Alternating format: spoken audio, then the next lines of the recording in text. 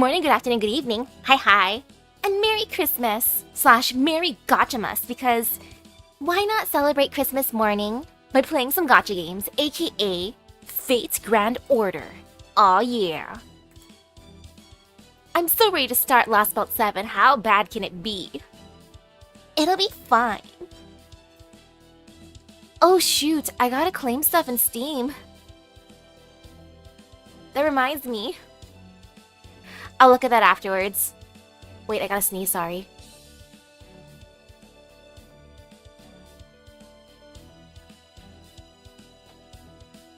Okay, all good. Phew! Time for Blue Apple then. Yummy delicious!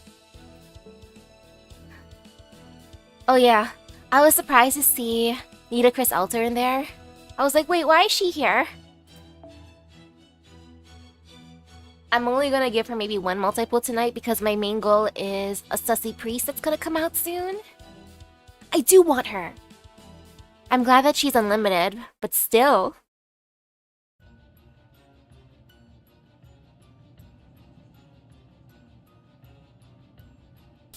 Hello. I like how first thing we're greeted with this alien thing again.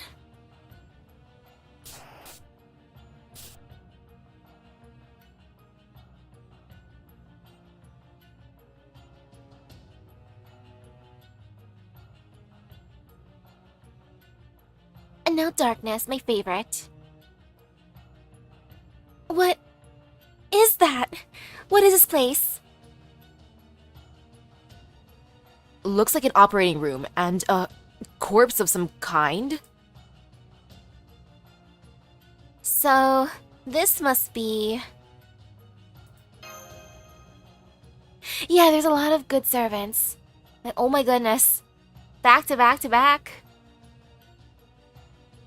Yeah, gotta be what's left of the master of all the servants here. Moriarty called it Test Subject E. I'm sorry. I blanked out for a moment. I'll start gathering the data. All the data we can right now. Good idea. Run all the scans you can. I'll see if I can find any residual magical energy or active spells. Don't really think I will, though. Hard to imagine magecraft seeing much use in a modern facility. Oh. Hey, girl. That was...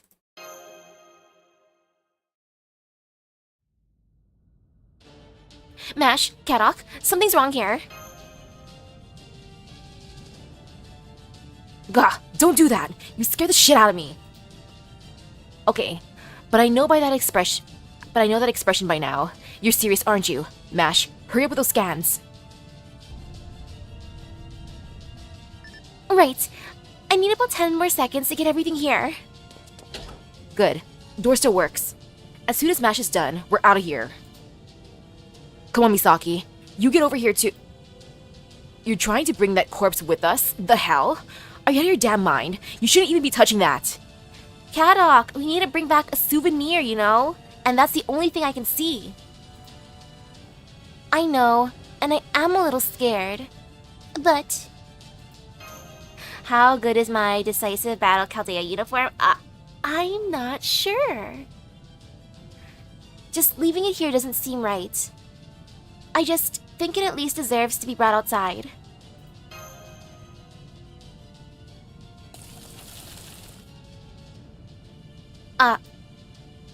Senpai? A priceless sample and you just... Screw it, can't do anything anymore. You feeling okay? Yeah, good. Mash, your 10 seconds are up. We need to go. Right. I have all the data I need. Come on, Master, let's hurry. Got it.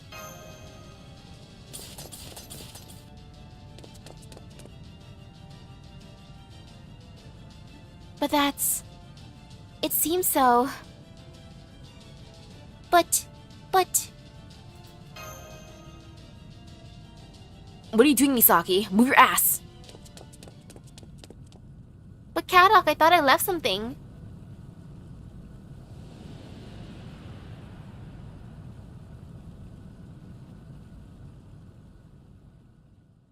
Time to bring our new friend back. The bonds holding physical matter together in here are coming undone. I'm also picking up fluctuations in space-time, but this passageway is going to collapse before they can reach us. Master Kadok, I'm sorry, but if we're going to escape, I need to carry you. Ooh, Mash is carrying us. Kirilight, how is she carrying both of us under her arms? Oh, that's how she's carrying us, under the arms. I love it. Mash is really, really strong. She's super Mash. But please don't say that again, Senpai. Setting round shield to round board position. Opening thrusters to maximum velocity. Initiating Ortonax shield. Rush mode. Please be careful not to bite your tongues. I love how tiny that little rush is. Shield rush mode? And what was that about our tongues? I'm fine. Thank you, Mash.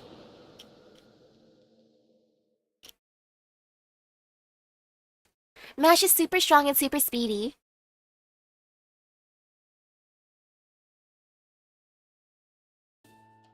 Well, the important thing is that the three of you made it back safely. That hour of rest seems to have paid off as well. Now, did you take your mystic codes to the cleaners like I told you? Yes. Yes, Director. The mystic codes we used in the Singularity are in the lab right now. Thank you for keeping them in good shape. The one time a year I wash my mystic code. Excellent answer, Kirilight. And a good nod on your part too, Misaki. How about you, Kadok? Did you bring your mystic code? Did you bring in your mystic code like you were supposed to? Yeah, I'm not a moron. And I'm not about to ignore a direct order from the commander. Hey, congratulations on your Nitocris altar. Very good. Love that honesty. And to be totally honest myself, I've been nothing but impressed by your performance. You did an excellent job with the Singularity, like cake, yes? Thanks to you, it was a piece of cake. Misaki may be a seasoned master, but deep down, she's still an ordinary civilian, not a mage. Oh my goodness, that is a lot of arrows. Her more softened sensibilities have sometimes clashed with my more cold-blooded mage's perspective. But you've proven useful at reconciling those two perspectives. Very useful to have around. I hope I can count on your help in the future as well, Zemlupus. Especially since I assume you prefer not to wear that collar again if you don't have to. Or maybe he likes the collar.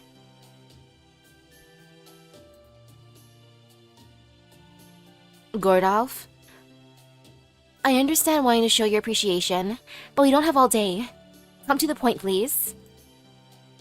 Oh yes, of course. Ahem. Good work, getting back safely from such a large singularity. Thanks to your efforts, the singularity which we have decided to call Trom has disappeared. It's a great shame that our administrative advisor, Sherlock Holmes, was unable to return with you. But I'm sure he'll be back eventually, and when he does, I'm going to give him the grilling of a lifetime. But we have more pressing concerns right now. We need to discuss the data Kirilight brought back from the Area 51. I'm speaking, of course, of that mysterious room and that thing you found there, Test Subject E. You like what I brought back for you, Gordolf? Merry Christmas. Da Vinci and the rest of the computer room staff are analyzing it as we speak. That includes Sion, Professor, Elron the record keeper, and Marcus the Spiritron engineer, with assistance from Octavia. They're all working as hard as they can, so they should have a report for us sooner than later. So we're just, what, on standby until then? Is that why you confiscated our mystic codes? Yes, the ship is airborne and standing by over North America. We'll be heading to our next objective, the seventh Lostbelt in the Amazon rainforest. After you've all had about 48 hours to recuperate. So we have 2 days to rest? That would be a huge help. Senpai and Kadok both worked very hard down there. Yeah, honestly, not my idea of a good time. We could definitely use a break, especially Misaki. A good meal and a warm bed will do way more for her than an energy drink. Why are you calling me out, Caddock? How dare you call out my energy drink consumption? So rude. You mean in terms of bolstering her mental state? Accurate. Summoning sirens requires a great deal of mental energy. I would therefore like to be certain that she gets at least 2 days off each week. Wow, thank you, Sion. 2 days off a week? Amazing! That's my current schedule. Sion! We're back, Sion. We're back. Congratulations on completing your mission. I'm glad to see you all back safe and sound. Not to suggest I was ever concerned. If anything, things went largely as I calculated. That's so. Guess it doesn't sound like a joke coming from one of Atlas's elite alchemists. Ooh, that sounds good. Does that mean you knew about Holmes too? Did you know that he was a disciple of the foreign god? That Moriarty was going to beat him in that singularity? You certainly do not pull your punches. Or is it bites, as you are a wolf? At any rate, you're correct. I was certain Holmes was one of the foreign god's disciples. For 2 reasons. First, the report I saw at the Atlas Institute during the Sixth Singularity. It said Holmes acquired information by synchronizing with Tri-Hermes. That may not sound like much, but Tri-Hermes is the heart and mind of the entire Atlas Institute. The sheer volume of information contained within would instantly shatter the spirit origin of any ordinary heroic spirit attempting to access it. Sherlock Holmes may have been exceptional, but his storage capacity was still nowhere near that of a divine spirit. There's simply no way a heroic spirit of a human, no, a standard servant, could endure such a thing. That's a good point. I never thought twice about it before. Well, it was Holmes, but... Second, he of all people never once even attempted to contemplate what the foreign god was. He did not think about it because he did not know, but rather because he must not know. A detective who was supposed to reveal the truth was lying about who he himself was. I cannot speak to how difficult that decision was for Holmes to make. But his reasons for making it were abundantly clear. If I pursue the answer to this question, I'll be destroyed. For Chaldea's sake, I must not think about this any further. That was the best, if not the only way he had to walk that line. He may have technically been the foreign god's disciple, but forgetting that allowed him to be Chaldea's friend and ally. And that remained true to the very end. As soon as he realized the truth of who he was, he chose to throw himself over the falls, so he would not become our enemy. Of course, that still leaves one other question. When the foreign god first summoned Holmes, why did a heroic spirit of his caliber agree to be her disciple in the first place? I'm still not quite sure about the answer to that myself. Still, the fact remains that he had no choice but to erase his own memories and disappear before he learned the truth about himself. At least, so long as he planned to remaining Novum Chaldea's friend. Anyway, that is the extent of what I was able to figure out. Are you satisfied now, Caddox and Lupus? So you couldn't trust him as Holmes the detective, but you did trust him as Chaldea's ally. Well, if you know all that, do you know what his goal was too? If Holmes was one of the foreign god's disciples, then why did he originally make contact with Chaldea?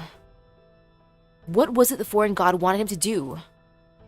Why, to help Chaldea, of course. Huh? Though his reasons for doing so differed as a disciple and after he forgot that facet of himself, he would have taken the same actions in either case. As a foreign god's disciple, his job was to help Chaldea fight the Lostbelts. That is why the foreign god did not get rid of him herself. He was doing the job she gave him. But once the young Moriarty, or Professor Moriarty, was chosen to be a disciple, Holmes's days were numbered. My guess is that the foreign god's command was something along the lines of: help Chaldea until they reach point A, then from point B onward, you are forbidden to help them further. In this case, point A was probably the 5th Lostbelt, and point B was everything that came after. Or alternatively, it may have been something like, once Chaldea passes point A, destroy them from within. Either way, that time finally came. And he had to choose between Holmes the disciple and Holmes the administrative advisor to Chaldea. Ultimately, he went over the falls. He chose to remain Chaldea's administrative advisor.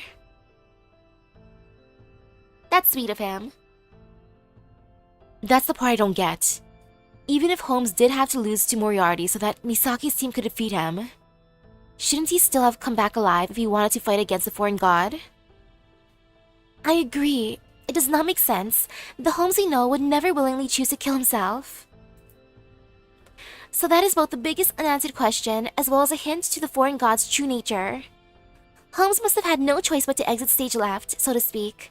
He knew that even as Chaldea's administrative advisor, as long as he was alive, he would have no choice but to obey the foreign god. Well, for Fairy Britain, we were mainly with Da Vinci. I mean, Da Binky. It was unlike an ordinary servant contract. Something more like a fetish he was helpless to. Sorry to interrupt. Are you all still in the command room? Yes, we are. I'm reluctant to ask, but what is it, technical advisor? We were just studying test subject E when we came across one hell of a bonus. Apparently, there was an explosive computer virus hidden in the corner of that mysterious lab and... Oh crap, it's gonna blow up. Here, I'll put it on the screen. I'll put it up on the screen there, so you guys can see this too.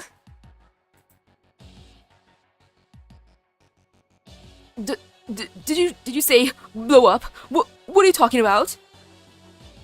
Don't just let it explode. Cover it up with something and toss it outside. But my present for you.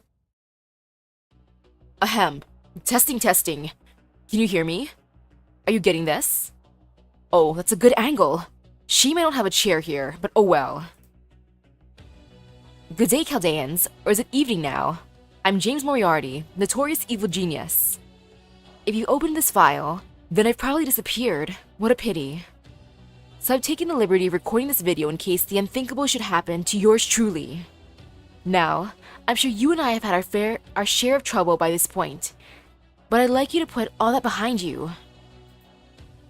My goal was to save the world, which has proved to be a task Chaldea, or rather Misaki, is unfortunately not up to. Excuse you, young Moriarty. I can save the world far better than she can. Of that, I am, or rather was, absolutely certain. To be clear, I'm not doing this out of concern for Master Misaki. I probably did not say as much, since I am a shy fellow at heart, so I'll lay it all out here. I have no faith in Misaki's capabilities whatsoever. Thanks. I'm just gonna drag my young Moriarty out. I'm gonna make him watch this with us. He's gonna be cringing. I'm sorry, but would you mind if I burn this file out of our databanks? Try not to let him get to you, Mash. Let's just try not to let him get to us for now. For now. If you're seeing this file, then you must have also acquired information on test subject E. Well, it should be your job to analyze it and determine what it is. I've decided to be generous and make things a little easier for you. Test subject E is not a terrestrial being. It is the remnants of a being humanity secreted away, probed, and experimented upon in that facility over 100 years. I believe its cries of agony as it lay dying are what drew the foreign god, its compatriot here. Unfortunately, I could not determine anything beyond that. I simply lacked the necessary data. Oh, test subject E brought the foreign god.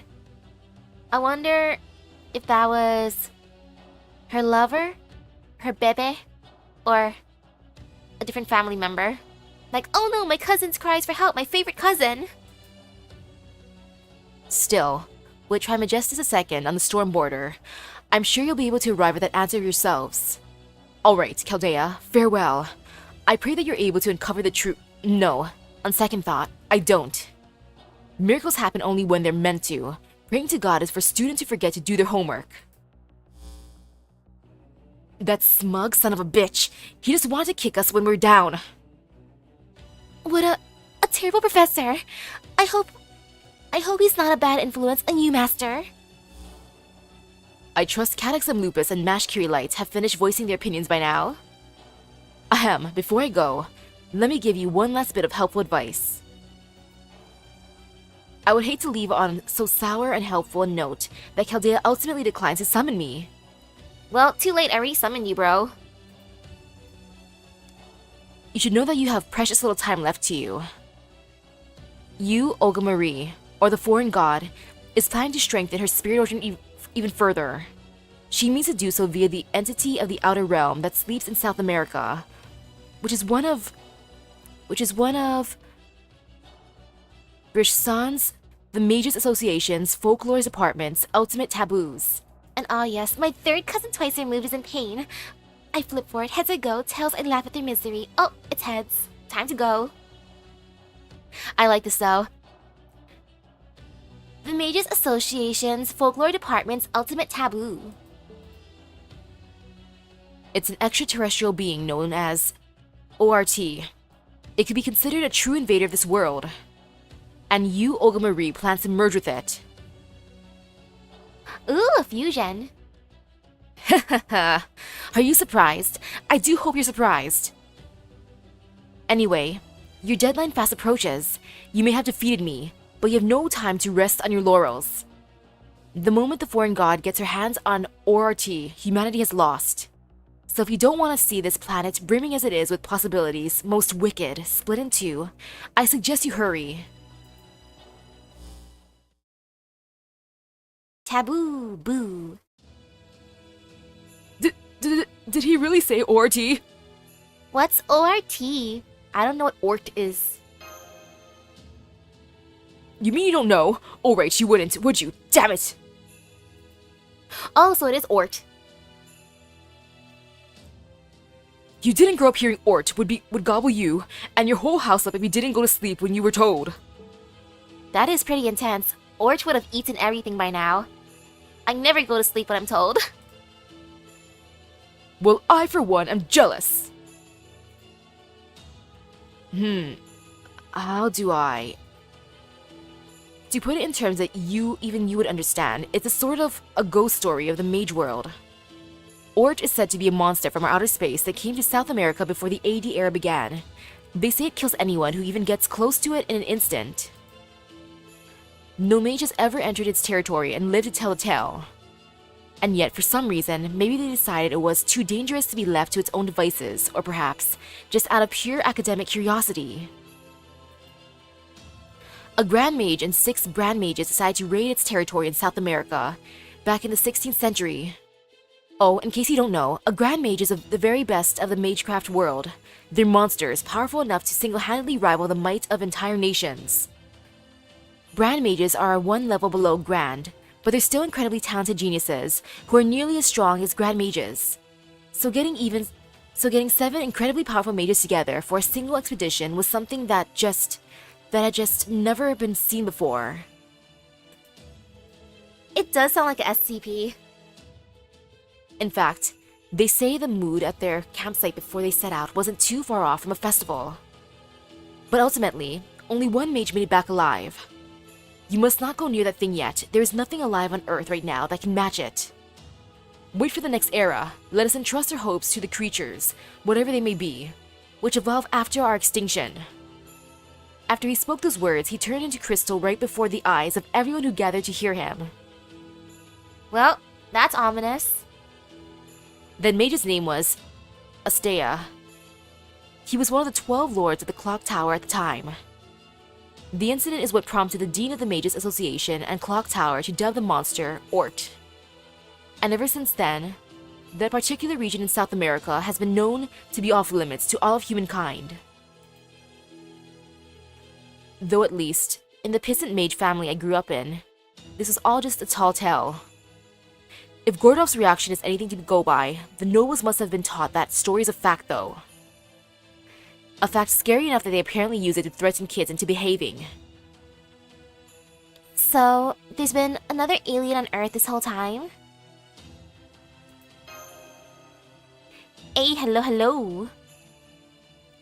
Exactly.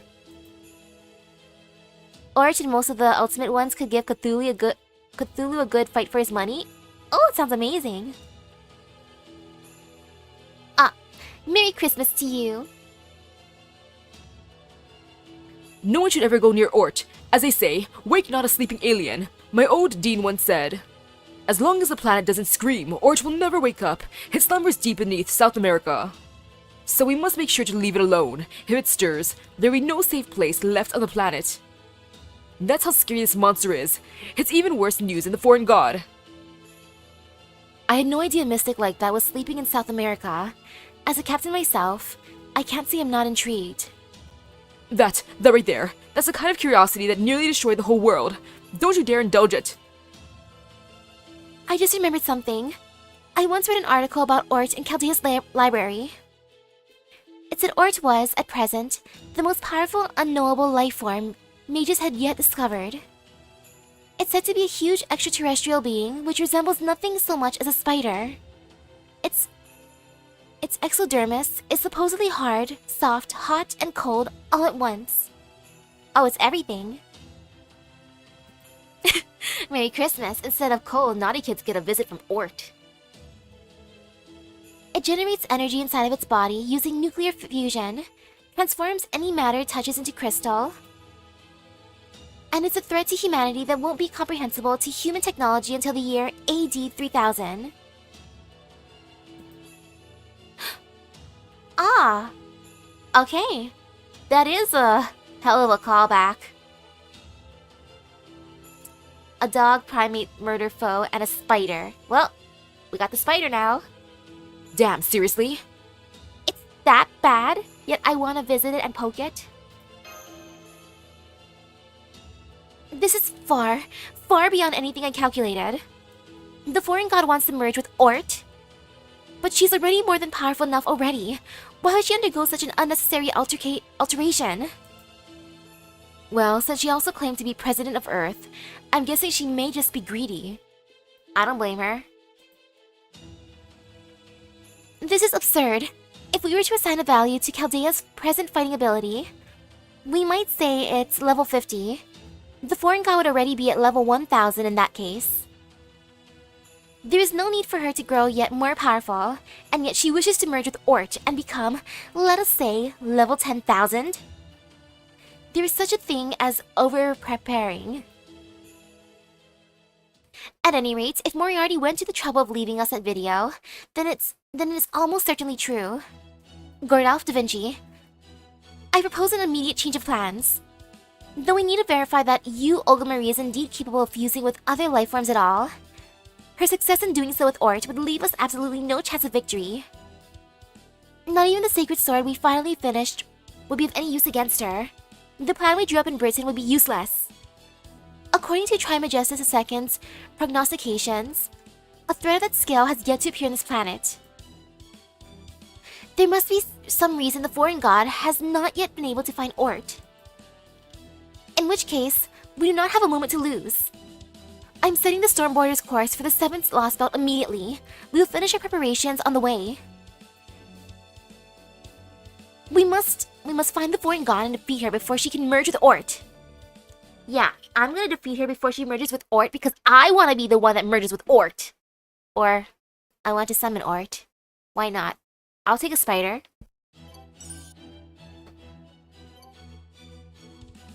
To the land of the dead. Oops. My bad.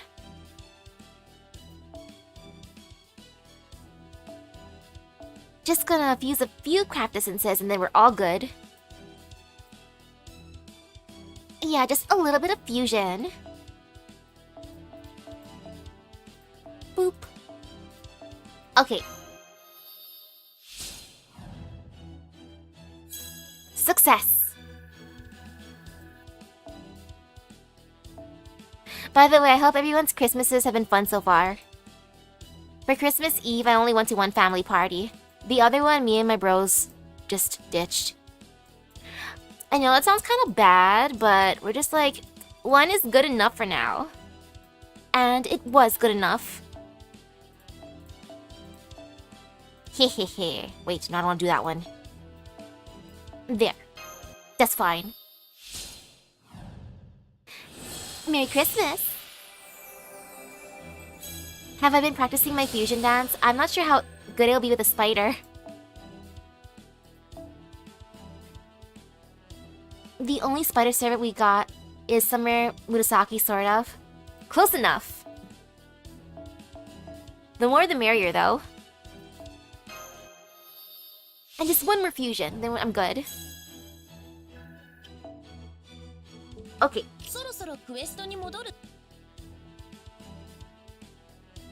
Now to go to the land of the dead. How bad can this land be? Section 1. To the land of the dead. Oh no, hopefully the rest of you stay healthy.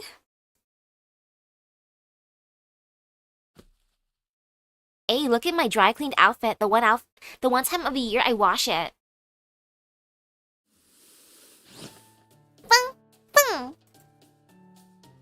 Great, it fits perfectly.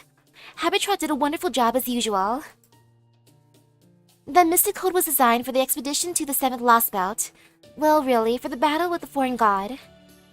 The storm border is en route to South America. Our airspeed is 900 kilometers per hour. What Lostbelt is this one? Lostbelt 7. We should arrive in about 4 hours. I know it isn't much, but would you like to sleep the next 2 hours or so? Thanks, but I'm okay. The battle with the foreign god, I'm okay. Kadok said no energy drink, but I'm gonna go for energy drink.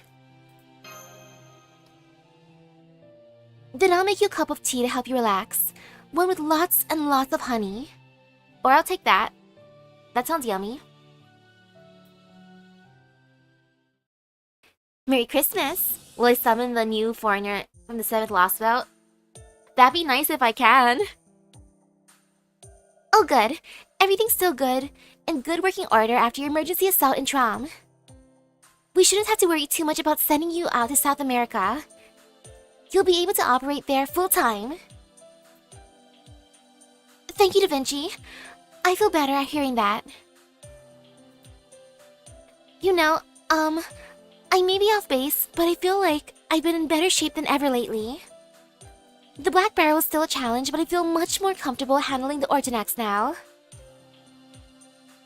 So it would seem, your physical capabilities have definitely improved a fair bit. Keep growing like this, and you could well be one of the strongest servants around one day. We're all very proud to have you representing Novum Chaldea. Thank you, Da Vinci. I'm still not sure I deserve so much praise, but I'll do my best to be worthy of it. Oh, but speaking of the Black Barrel, I'll be restricting your use of it even more. From here on, as a rule, you're only to use it to fire simple, compressed, magical energy rounds. Calculating a target's life scale with the accomplishments measure, forming the Black Barrel itself, and generating a dead counter are all off limits. All that puts too much strain on your body and relies too much on Master's luck. Yes, thank you, Da Vinci. Oh my goodness, please, save my luck. I need it. I really do. Also, I don't want you firing even the simple rounds in urban areas either. I've already told Misaki that too. The rounds affect too large of an area to leave us any hope of avoiding collateral damage.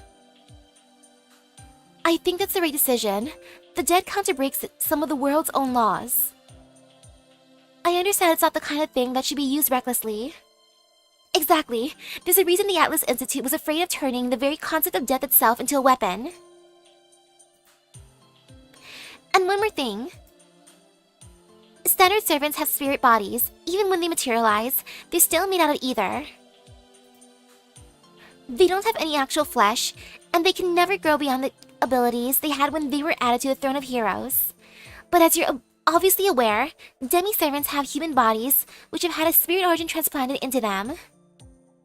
You aren't able to use a spirit form, but you do have a real physical body. The advantages that gives you are becoming more apparent. As I've mentioned before, your spirit origin pattern is growing within your body. Well, it does look like the growth stems from changes in your mental state rather than actual physical changes, but never mind that for now. The problem is that you're approaching the state of a heroic spirit, even though you're still alive. And you remember what servants are called in the Magecraft world, right? Ghostliners. At any rate, If you want to get stronger than you are already, it won't be all that long before you lose the demi-qualifier. So I want you to really think about that before it happens, because growth is inevitable, and there won't be any going back. Maybe we gotta find an Everstone for MASH. But hey, no need to worry about it too much. If you feel like you're getting too close for comfort, just take off the Ortonax and come back to the border. We're not in the same boat as we were before. Hey, hello. We have allies we can depend on here in Novum Chaldea. You don't have to fight all of our battles by yourself. If you need help, we'll work together to come up with something. Misaki knows that just as well as I do. Neither of you have given up on Director Olga Marie, have you? Then I'll be with you every step of the way. I mean, she's obviously the same Olga Marie in Chaldea's database, isn't she? I still have no idea how we can neutralize her, but if we can, there'll be plenty of chances to talk.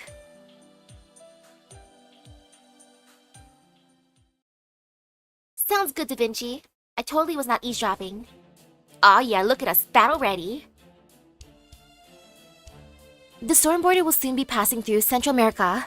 No signs of enemy interference from Mexico to Guatemala. Once we cross the vast stretch of white seawater, we'll be at the South American storm wall. The operation begins in 20 minutes. Oh, alright.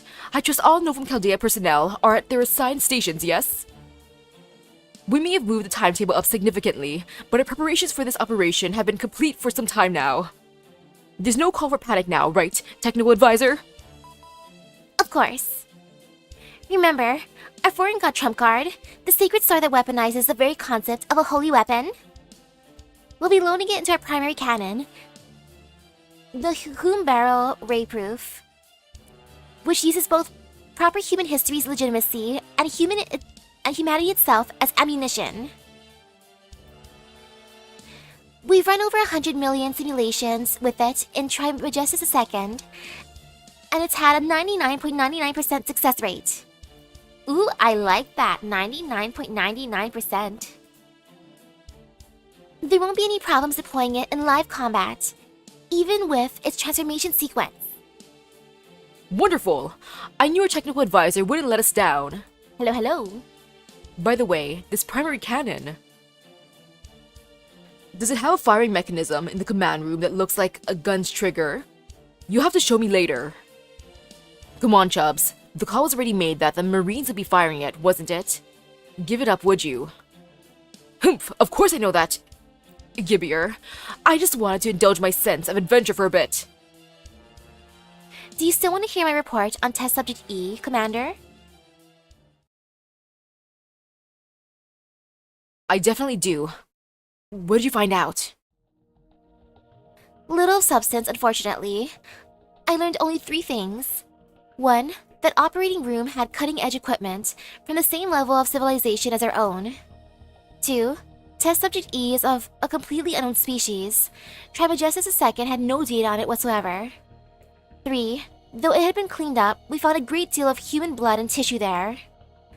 I will need additional time to conduct a more thorough analysis, but right now, the Lostbelt takes priority. So I have halted further analysis with Trimagestus II for the time being. Any questions? You said you found human blood. Does it mean someone was killed? Good catch. It had been thoroughly cleaned, but we still detected a fair amount of blood, and a little flesh as well.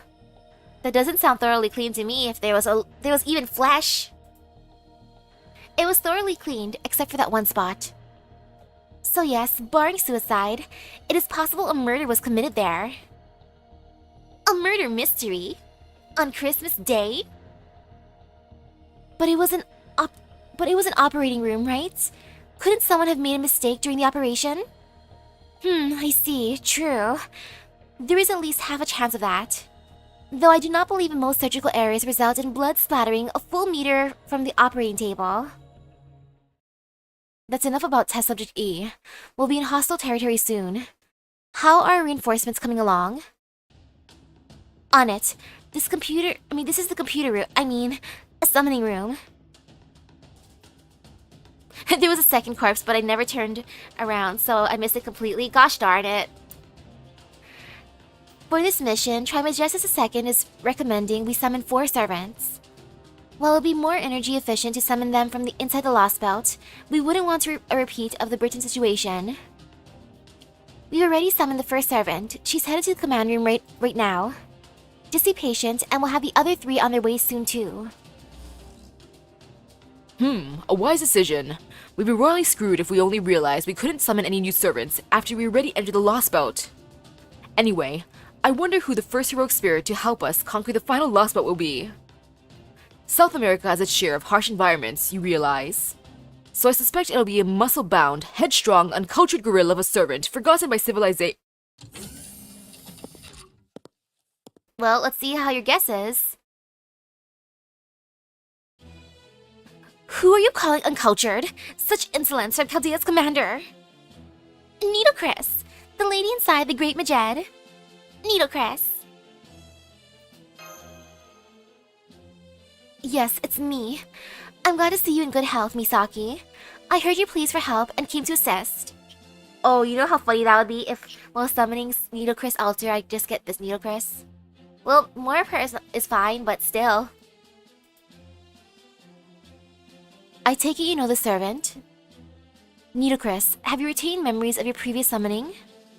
That is, of meeting Misaki and Mash in the 6th Singularity? It seems I have, yes. If you use Chaldea's Spirit Origin Graph to summon me. That could explain why I've retained memories of that summoning. However, this is still technically our first meeting, so a proper introduction must be made. Ahem. You may raise your heads, people of I see they're already raised. How insolent. I suppose I'll let it slide this once. My name is Nitocris. I am the incarnation of the Sky God and the wielder of the Mirror of the Underworld. Admittedly, I'm not familiar with South America, but the glory of a pharaoh shines brightly wherever she may go. You may pay me homage and rely upon my aid. Nitocris, I have an offering for you. Hands her idol outfit. So you're the first servant accompanying us, Nitocris. That's encouraging news. Though you seem a little, different than the Nitocris we've met before. That matches because my spirit origin is different. This time, I have my full power right from the start. Thanks to the Stormborder providing me with a vast amount of magical energy, my spirit origin has reached its final ideal form. You'll imagine being able to summon someone. Max Ascension. What's more, I can now move about without my master's presence thanks to having gained independent action. Wow! Independent action! So you can act on your own now. That's great. Wow! That is what you're happiest about? I'm astonished. Or, better yet, stupefied. At any rate, this time around, I'm a very independent servant. I require no magical energy from my master, nor am I bound to Chaldea in any way. I am completely free. However, I also understand that what it is I have to do, even without the restrictions of a contract. I, Pharaoh Nitocris, will do everything I can to help Chaldea achieve victory and restore proper human history. Well, sure. It'll be handy to have one of the escort servants be able to act independently. But the sheer amount of magical energy needed for that, not to mention the courage it takes to let a servant run around on their own, is just insane. You guys must trust this Nitocris a hell of a lot. Yep. Even when she was our enemy, she helped us out a ton. Also, she looks cute in an idol outfit. Nitocris, I'd like you to guard Master. Well, the whole field ops team, really. We expect the journey to South America to involve a lot of travel on foot. So we need a servant who's flexible, good in group battles, and knows curative magecraft for disease and injury. So you're basically a bodyguard, huh? In that case, I ought to introduce myself too. Hiya, I'm Habitat. Think of me as a guardian fairy who lives in Nash's shield. What a polite one you are. You must be one of Bastet's kin, A pleasure to meet you. What's a Bastet? Very good. And we still have 3 more servants to summon. Very reassuring. I knew I preferred Lostbelts to singularities. Perhaps now, we'll be able to catch the mass servant deployment plan we weren't able to use in Tunguska. We'll have the Tree of Emptiness cut down in no time flat. Once you found it, of course. Gordov? Oh wait. There is no Tree of Emptiness reading in the South American Lost Belt. Isn't that right, Sion? It is. We see none of that energy readings peculiar to the Trees of Emptiness in the Southern American Lost Belt. Though of course, the fact that this Lost Belt continues to exist must mean there is something equivalent to it. Perhaps it somehow died, as in Britain, or as in China. It may have been hidden. Oh yeah, Santa Gordov was adorable. Either way, the Tree of Emptiness can wait this time. Our top priority here is defeating the foreign god. We have to stop U-Olga Marie before she can fuse with Ort. Please don't forget that. Got it. It looks like we're on the same page with this operation. And good timing. The storm border is just about to arrive at the storm wall. Everyone, get back to your seats and strap in. Run Triton engines 1 through 3 in parallel. Allocate 60% to propulsion, 40% to defenses. Preparing to breach the supercell surrounding the Lost Belt. Activate the bows. Dimension-piercing drill. It's time to finally take the fight to the foreign god. Yay! Ooh, you saw something insane the other day. What do you see?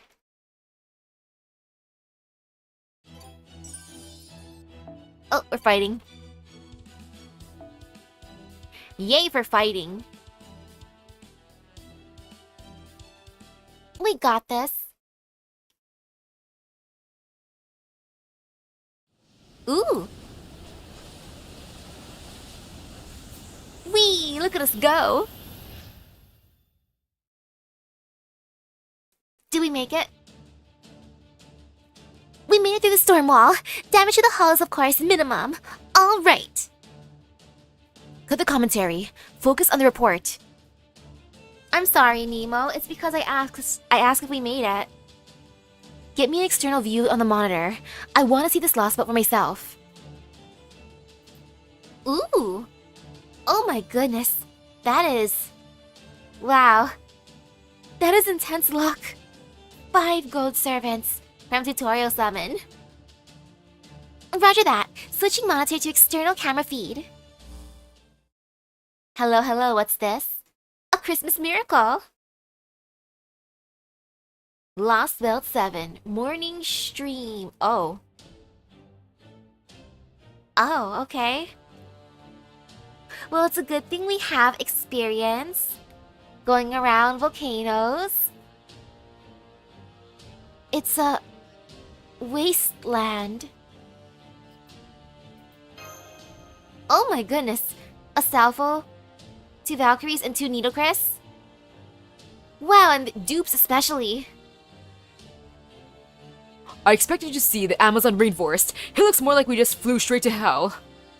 Dry, barren ground, thick storm clouds everywhere, no plants or animals anywhere, rain of volcanic ash. The Amazon is said to be Earth's lungs, but this place is completely inhospitable to human life. It's like a prime example of a volcanic winter. Even for a Lost Belt, this is utterly beyond the pale. I could not agree more, Gordolf. This is a far cry from Biosphere number 1. I'm aware Lost Belts are dead branches of human history, but this does not even appear to be a part of the same tree. What could have caused this? What process could have resulted in such an environment? Yes, this is shocking. Excuse me. But I think you'll want to see this. It's a measurement of the local landmass. What do you make of it, Sion? Oh, you know, that'd be hilarious if those are the 3 others that we can take with us. The Stalker Trio swimming in the lava. Perfect, what a great crew. What is this? I recognize this. I think it's called... What is this? It's a blob. Huh? What the? It seems vaguely familiar. Do you know what it is, Lupus? Yeah, I do. I can't remember what it's called, though. You tell them, Kirilite. It looks like Pangea, but that shouldn't be possible. Possible or not, that is exactly what it is. The supercontinent of Pangea. I don't understand. Super not. How can a continent be medicinal? Surely, such an inhospitable place as this can't be called a Panacea. Not a Panacea. Pangea. The landmass, the giant landmass from the Mesozoic era that every continent on Earth broke off from. Back in prehistoric times, there was a ton of continental movement and collision happening in the Earth's crust. And at one point, the continents of Earth were all stuck together, becoming a single landmass. That was a supercontinent of Pangea. The Mesozoic era? As in the era that took place between 252 and 66 million years ago? I like how specific the second one is. I'm just gonna be... What? Huh? Who? Where? The Mesozoic era? What that? Right. It's the geologic time period that took place before the current Cenozoic era. Going from oldest to most recent. First, there was the Precambrian era, which took place 4.6 billion to 539 million years ago. The map of Lostbelt 7 is laggy. Give us some apologems. Fix it. Apologems. Apologems, please. The more the merrier. Then there was the Paleozoic era, which took place 539 million to 252 million years ago. After that came the Mesozoic era, which took place 252 million to 66 million years ago. And finally, there's the Cenozoic era, which so far encompasses the last 66 million years. Each of those eras can be broken down into subdivisions we call periods, but we don't need to go into that now. Ha ha ha! What are you silly billies talking about? You do realize this is 2019, right? Gordolf, it's 2024 actually. So, how in the world could we be seeing the Earth from 66 million years ago here? I really wish I knew. Strictly speaking, I don't think this is actually Pangea though. I mean, there's just no chance of an environment like this giving rise to humanity. They say humans' first ancestors appeared 66 million years ago, but nothing could possibly live here. This looks more like the aftermath of a mass extinction event than...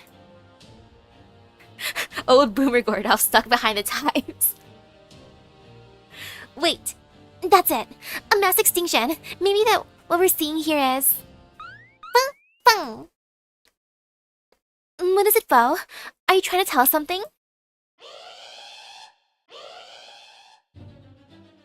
Emergency alert! We have an unidentified object 10 kilometers off our bow. It's heading right for us. It's fast, and it's freaking me out. It's not even flying. It's surging through space by warping itself repeatedly.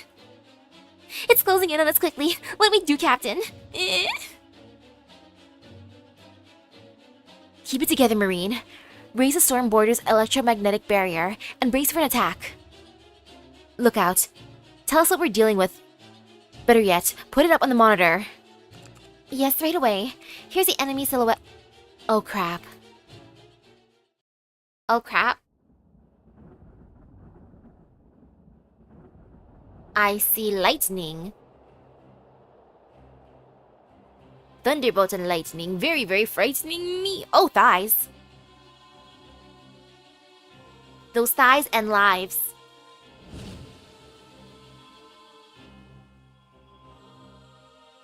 Oh, it's bow. Oh, it's you. You came here on purpose? Are you a pack of idiots? Humph. So you thought you'd keep your recent momentum going and cut down the 7th tree of emptiness, did you? You should have thought better. Do you even realize where you are? I chose this Lostbelt myself to serve as my home away from home. I can sense anything amiss here instantly, and I'll be damned if I start letting unauthorized migrants in while I'm still Earth's ruler. Normally, I would just use my gravity field to crush you in your dinky little ride in the blink of an eye. But rejoice! I'm in an excellent mood just now. You see, I just killed 7 of your grand servants, the so-called pinnacles of humanity's final magecrafts, all at once. So you know what? I'm gonna give you all a chance. Time to show you. I'm the only being worthy of ruling this planet rather than just telling you. Now, come on out, humans. This will be your final battle, so let's make sure it's at least face-to-face. I love how it's boss fight first thing. Speechless. She's here already? What a greeting. Good. This is all so sudden, I can't even think. And what was that about home away from home? What does she think this is? A vacation? Well, at least she's giving us a chance. Apparently, she's so confident that she doesn't mean to use those ludicrously powerful pseudo-black holes. The fool! Alright then. If it's a servant fight she wants, it's a servant fight she'll get. Master Misaki, you'll stay here in the command room to summon and command your servants remotely. Mesh Creelite, you head out to the deck and guard them. Remember, you're the cornerstone of our defenses. Sion, Da Vinci, you said we were good to go anytime, yes? Of course. The Hume barrel can begin its firing sequence right now. Good. Then we'll begin the operation immediately. Our target is U-Olga Marie, the foreign god. We'll start by defeating her in a servant battle, then pull her off the boarder's deck. After that, we'll hit her with a direct blast from the Hume barrel and completely neutralize her. Remember, everything is riding in this one battle. Let's go, people. Give it everything you've got and then some. Can do, director.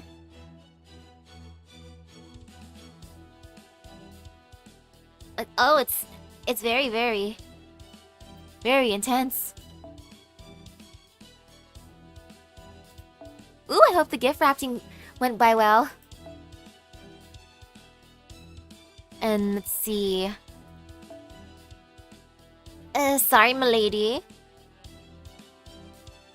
Or actually, I could keep her just for spam. So let me just think for a bit. Just a little bit of reorganizing. Not by level. I like by rarity. And of course, Merlin, he keeps me healthy, he keeps me alive unless he dies, and then it's pain and suffering. But until then, he's fine. Aw, yeah. And then, just in case, you know, the more support the merrier, so I will put in Milady. Milady Avalon, that is. Oh, she's so precious. There's always Jason coming in clutch, but still, just in case. Let me just arrange some of these craft essences as one do. What did I filter by? Oh, I already filtered by that. That's fine. Heh. Okay, that one's kind of funny.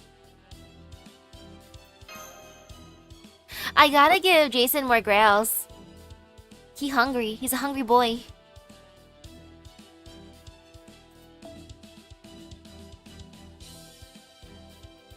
Team Avalon probably wouldn't work for this fight. Even with spam. Oh, that's surprising. Very, very strange.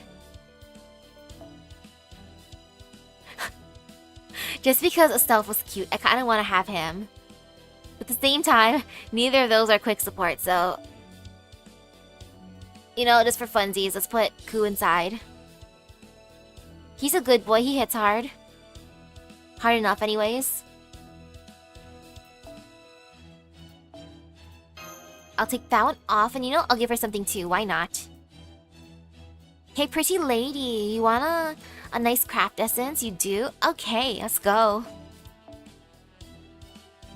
Oh, I can barely afford that. That's good.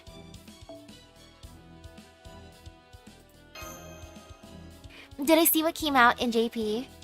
If you're referring to Arc, yes. I love her animations, especially that tiny little Shiki that she could summon, kind of. He's adorable.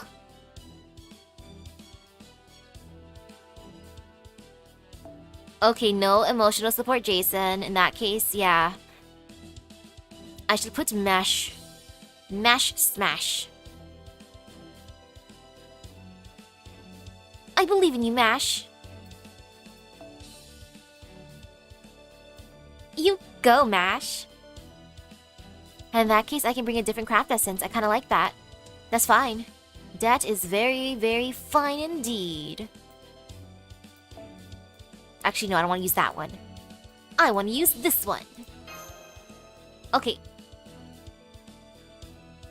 All good.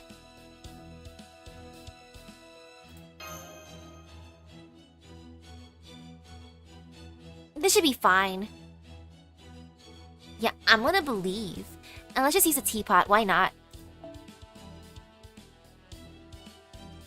Well, here's my decisive battle uniform. And away we go. Okay, time for the pain and suffering. But how much pain and suffering can this be?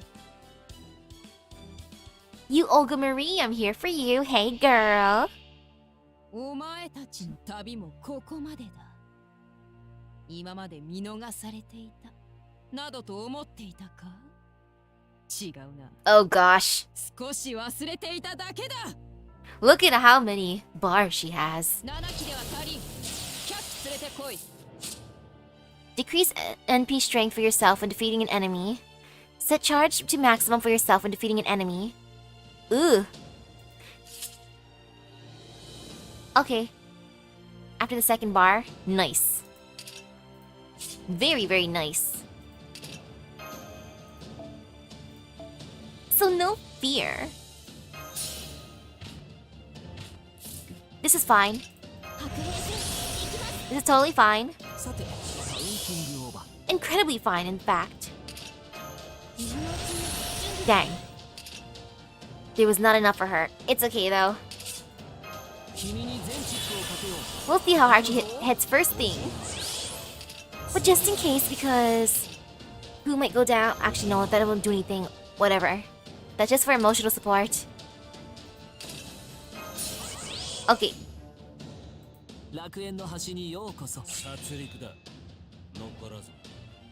I'm just gonna use All Buster. Hit her hard, right?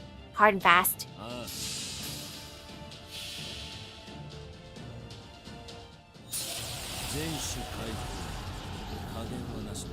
Go get her.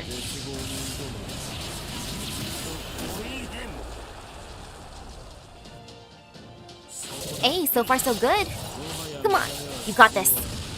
Ah, so close. Oh, that is such a tease.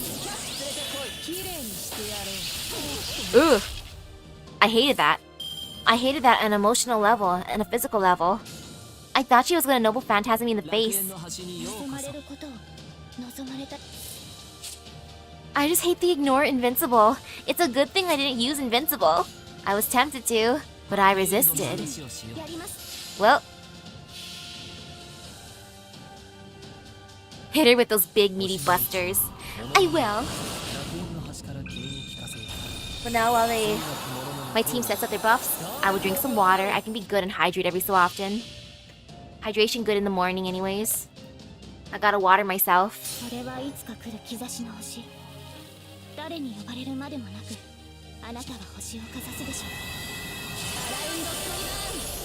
Her noble phantasm isn't anything special, just a somewhat powerful AoE attack. Still pretty terrifying.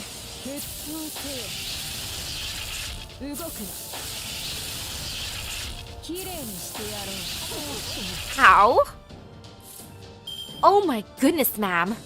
You just like not? Sheesh, ma'am. Well, this is fine. Yo, look at Merlin. The power of Merlin. Let's Give this to Merlin for the buff. We believe in Merlin. Merlin, Merlin, Merlin.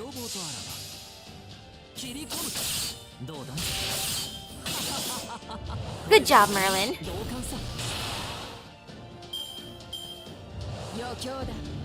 Well, goodbye, world.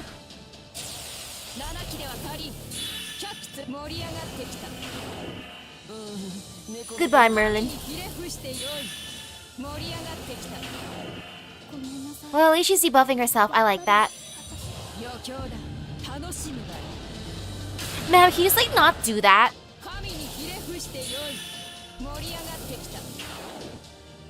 Well,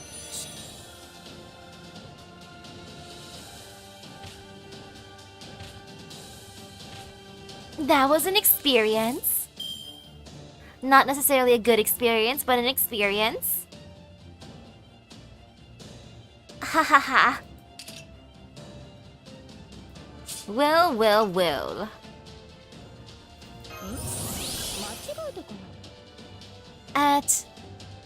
At least she got rid of her invincible thing.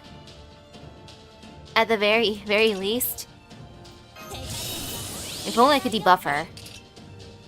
Man, that would have been nice. But it's okay, you know? It's fine. It's totally fine. It's not fine. Well, Mash, just do that. You fine, Mash. You cute, Mash. You got this, Mash.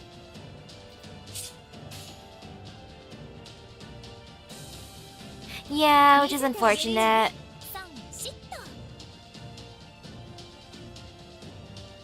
And just because she's cute, let's end with Arc. Well,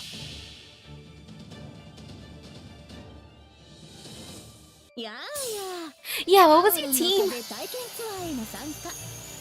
If you could do it first try with no issue, oh my goodness, that is impressive.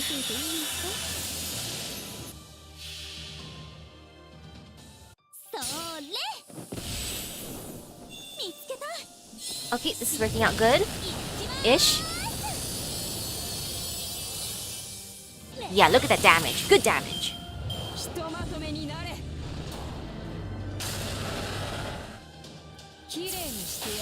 Kiri.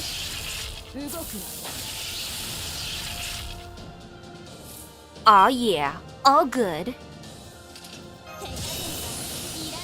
Oh, wonderful. Wonderful, beautiful. Why not? I'm gonna give that to her. Okay, Mash, what do you do again? Increase defense. Damage cut for all allies. You know, again, why not? Let's just do it. Castoria, Mash, Vlad. Castoria with the NP level boost.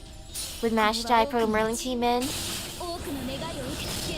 And a Noble Phantasm level boost to max Castoria's shield.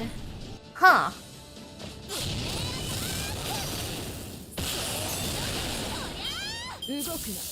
I'm glad that ended up working. Good strategy.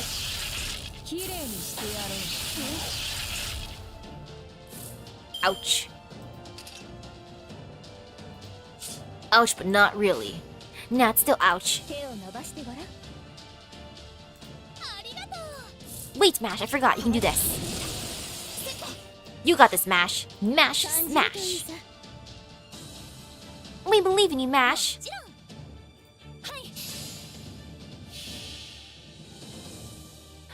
Oh, okay. NP5.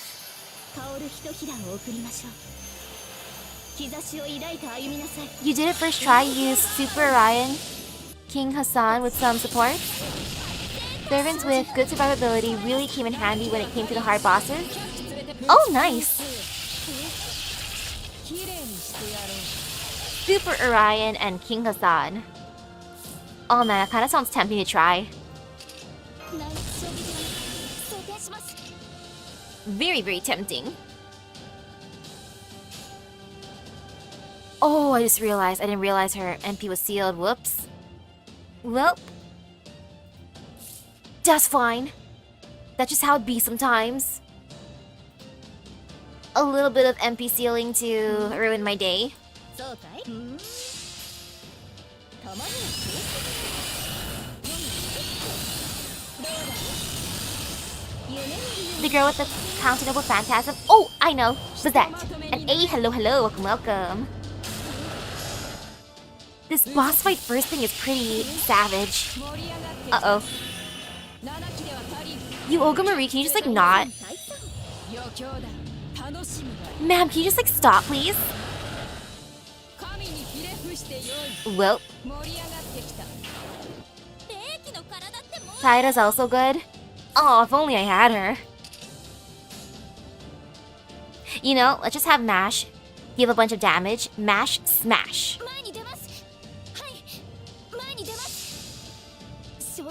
Go get her, Mash. Mash 1v1 Olga Marie. I wish. Uh-oh. Ouch.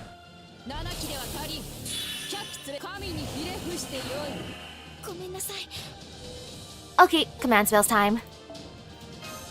Yay for command spells!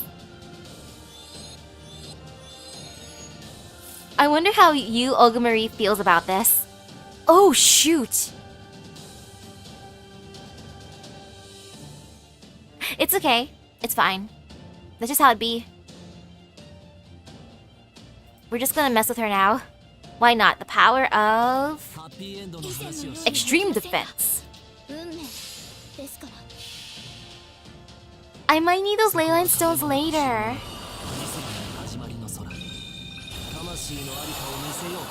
Yes, it's DPS Merlin time. We're gonna believe in the power of Merlin.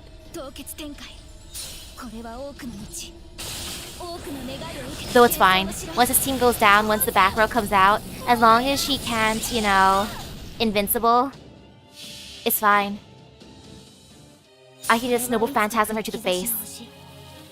Both Arc plus Coup should be good enough, right?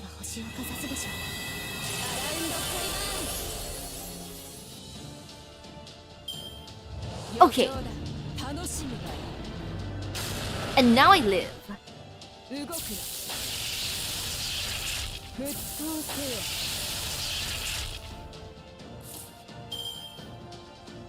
Oh, this is gonna be funny. We're gonna believe in the power of this team. You know, I'm gonna believe in Mash. Mash will destroy her. Always believe in Mash. Okay, I'm not gonna save those Noble Phantasms, but let's just do this way. Go get her, Mash.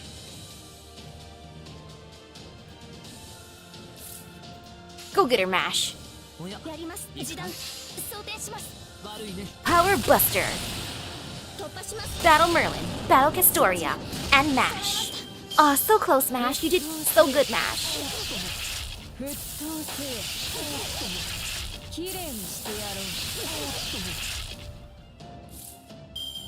Ooh, look at those Mash cards. But would that be enough to beat her up? Meh, you know, I'm just gonna stall one more turn, because why not? At this point, I got it if I have to just beat the second bar. At this point, it's fine.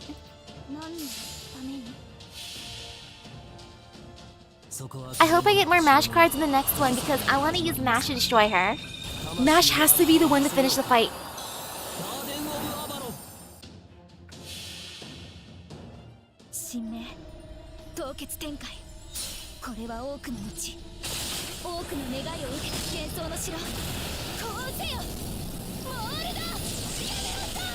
Good job, Mash. それはいつか来る兆しの星。誰に呼ばれるまでもなく、あなたは星をかざすでしょう。 Glad and Proto Merlin kept her from using her Noble Phantasm. Oh, that is good. Oh no, she sealed my Noble Phantasm. Whatever could I do now?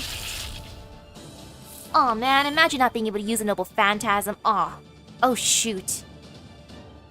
Well, there's only one Mash card, but I'm gonna believe in the power of Mash. She got this.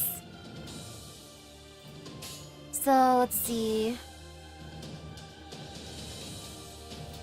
Right here.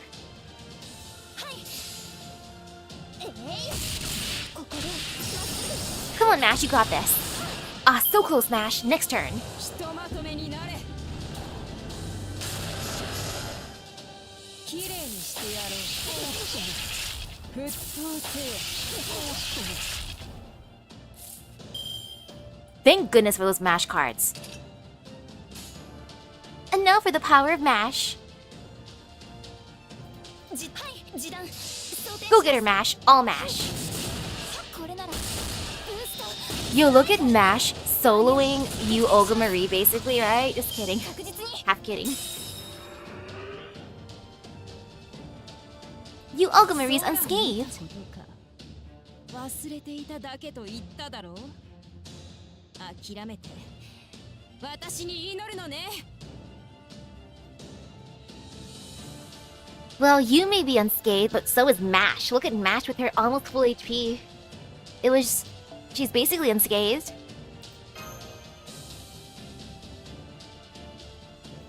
Just forget the part that I use my command spells. Yeah, the 150, she's just broken.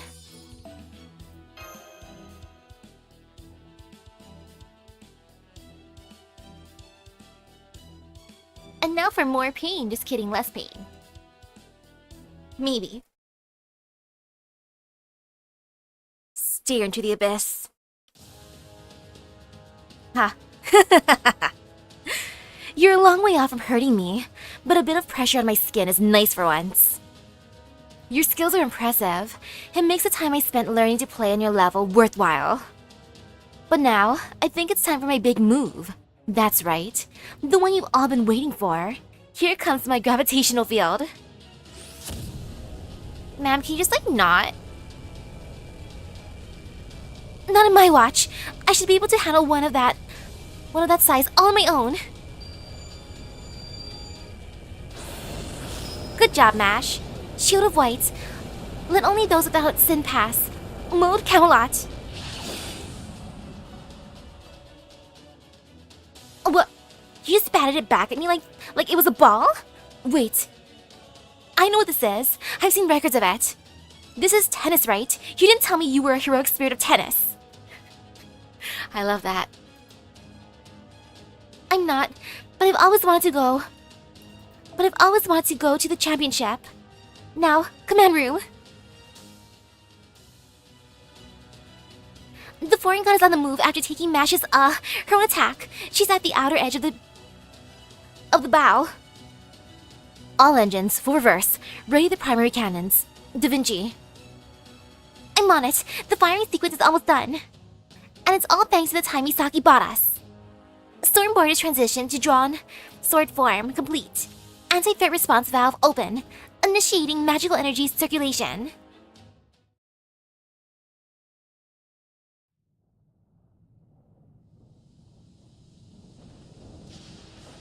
It looks like we made it.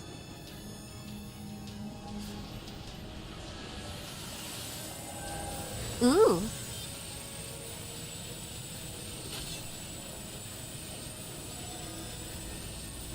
Hello, hello. Welcome, welcome. Merry Christmas. Virtual Triton engines 5 and 6 are fully operational. Power supplied from void space remains stable at maximum. We're good to go, Captain. Let it rip before it all comes crashing down. This is amazing! What is it? This is really cool, but I have no idea what it is. This is amazing. What is it? What'd it be? Hello, hello. Merry Christmas. Well, we're basically applying the same principles used for the Black Barrel. The Black Barrel measures a target's lifespan and inverts it into projectile energy. For the Sacred Sword armament, we made it measure a target's threat to humanity and proportionally draw on Earth's own defenses for energy. You know how living things sends white blood cells after threats? Earth provides energy from its core to power similar defenses. This lets both the Black Barrel and the Sacred Sword armaments, attack power and heat usage come from something greater than we can provide ourselves. Right, which means using the armament doesn't actually consume too much of the Stormboarder's magical energy. We can keep it flying without any problem. Alright, Captain, you're up. Gunner, lock your target and make sure you hit. We'll never get another shot at this. Don't worry, our target may be on the small size, but the primary cannon's emission cone is phenomenal. Correcting for margin of error, releasing Shiba firing safety. Swapping primary cannon's magazine to Hume barrel, ray-proof, fire!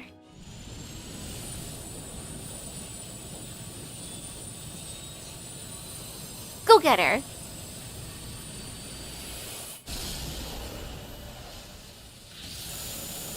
Direct hit?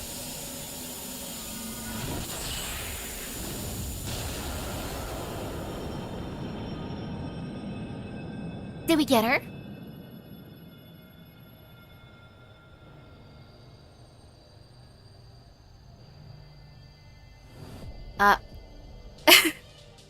She's still floating there. The foreign god is still alive. If anything, she's stronger now. She absorbed all the energy from the primary cannon's blast. We just fed her. Wow. Wow. Good for her. Merry Christmas, U-Olga Marie. I got you the nicest, tastiest snack. Huh? But how? She must be cheating somehow. I bet those horns of hers are able to absorb all that energy somehow. No, that cannot be it. The ray-proof was designed to accommodate for scenarios like that. But the primary cannon's power output did drop well below expected parameters right before it was fired, which must mean... Snap out of it, damn it. All of you, just look at her.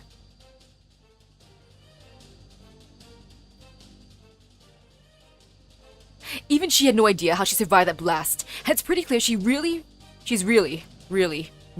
mad. She's about to take her anger out on us in a big way, and she's going to use one of the gravitational fields that destroyed the Wandering Sea to do it. Crap! Get a second round loaded, hurry! I'm switching up the settings for the next shot. If we change from a photon reaction round to an armor jacket, then... Wait, stop! Picking up an anomaly on the surface. A huge chunk of the ground is falling apart. There's a massive hole underground. Whoa, just how deep is that thing? I've got a really hot heat source heading at us from underground. Ah, it's right beneath us.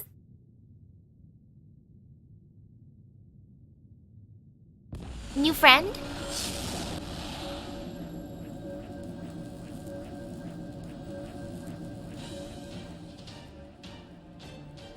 What is that? Don't tell me that's the foreign god's new attack. No, it's something else. The Foundation of Humanity rating just gave it a negative value. It came from this Lostbelt. Internal pressure, 200 billion. Temperature, 16 million degrees. Density, 160 times that of water. That is a sun, no doubt about it. Oh, a new sun. What? Yeah. What's the situation on deck? The foreign god and that pillar are facing each other. Mash is standing by. She's ready to react to either one of them. Honestly, she's pushing herself way too hard. Mash, get back inside. Stand by in the Shadow Borders hangar. Understood. Falling back to hangar 1. Misaki, Kadok, and Munair. That goes for you too. In fact, the entire rest of Chaldea's staff should hurry into the Shadow Borders hangar. You mean, you want them to retreat? But what about me and Sion? It's still too soon for the commander to leave. As for Sion, she has to stay here to keep me around. Da Vinci, leave the computer room and head for the hangar as soon as you get the chance to. Then you're saying I'm the only staff member staying? But commander or not, I'm still only human. Get a hold of yourself. You have nothing to worry about. I'll be here to protect you. Oh, and now he's so happy. He's like, oh yeah, you're right. But what about the Nemos? Nemo is the storm border, remember? And he's telling us he's sensing danger coming. Just do what he says. Once we get back with Mash, he'll be able to act much more freely. Isn't that right? Exactly, Kadok. Now go on. All of you, hurry to the hangar. Here, I'll send a Marine with you. If you need to contact me, you can do so through him. Aye aye, Captain. You can count on me.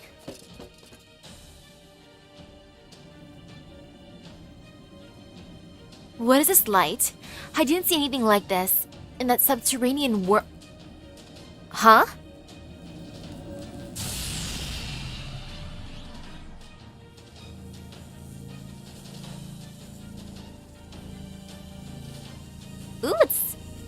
friend-shaped. What do you think you're doing? The ship is my quarry. Leave it alone or...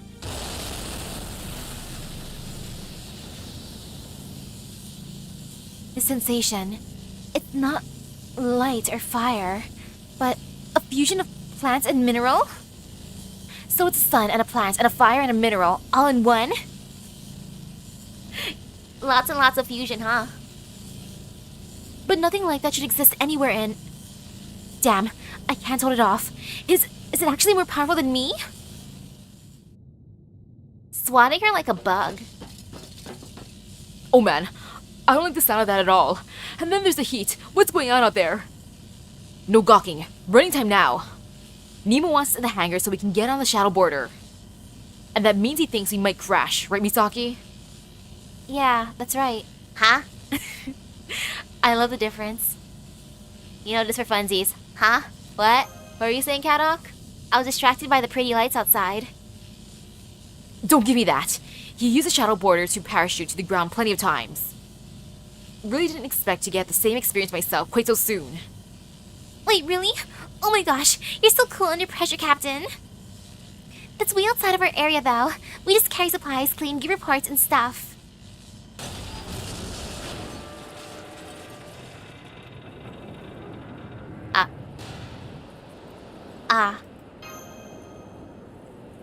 Oh shit. No way.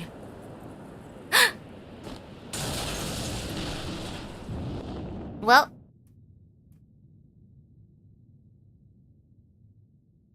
Time to play that one song that goes, I'm free falling. I guess this is it for me. I'm sorry, everyone. Bye. Goodbye, everyone.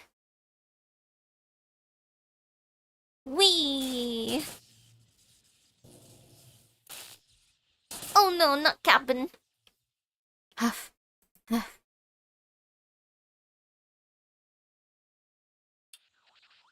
All hands.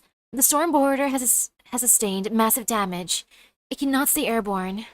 I'm going to attempt to bring us down on the surface. No, inside the hole that opened up beneath us. Brace for impact. I've also used the remaining magical energy resources to summon the 3 other heroic spirits as planned. They should be able to help Master Misaki. I'm sorry. That's all. I'm going to use all the magical energy I have left to try to land safely. Whatever it takes to keep you all alive. After that, I wish you luck. Thank you, Captain. Well. Lostbelt depth, A++.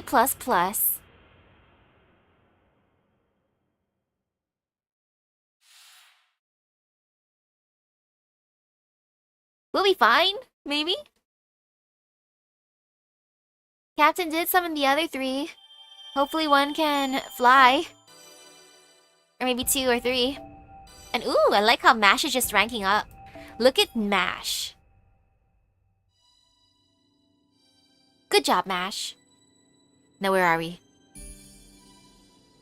Mystery. Section 2. Golden Sea of Trees. I ain't seen no sea of trees. Do you see the sea of trees? Maybe I gotta wipe off my lens, but still.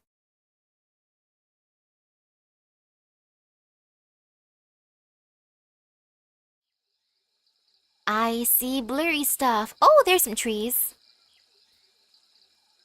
They don't look gold. Unless this is the way I find out I'm colorblind. Where am I? Am I dead? Is this the afterlife? I can't see anything, and there's no one else here. I feel weirdly at ease, though. Well, no sense just staying here. Time to wander. Just keep walking, just keep walking. Oh, I made a fire. Or never mind, I found a fire. A campfire?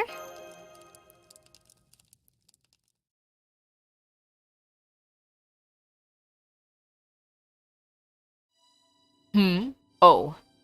Just a new one. You're dressed awfully light. What era are you from?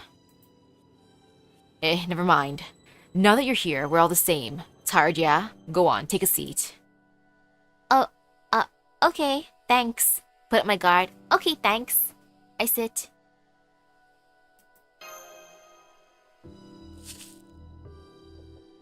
Right across from me, huh? Gutsy of you. Or you're just used to meeting new people while traveling. Don't bother introducing yourself, though. Not much use for names here. Handshake will do. That's the custom nowadays, yeah? I'll pass. Thanks. Mages shouldn't be too quick to extend a hand. Mages shouldn't be too quick to extend a hand. That's so. Too bad. I wanted to see the hand of a warrior without a single injury for once.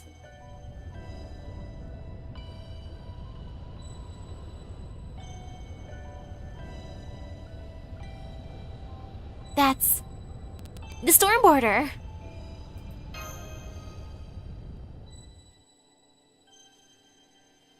Not a bad weapon. They belong to you guys.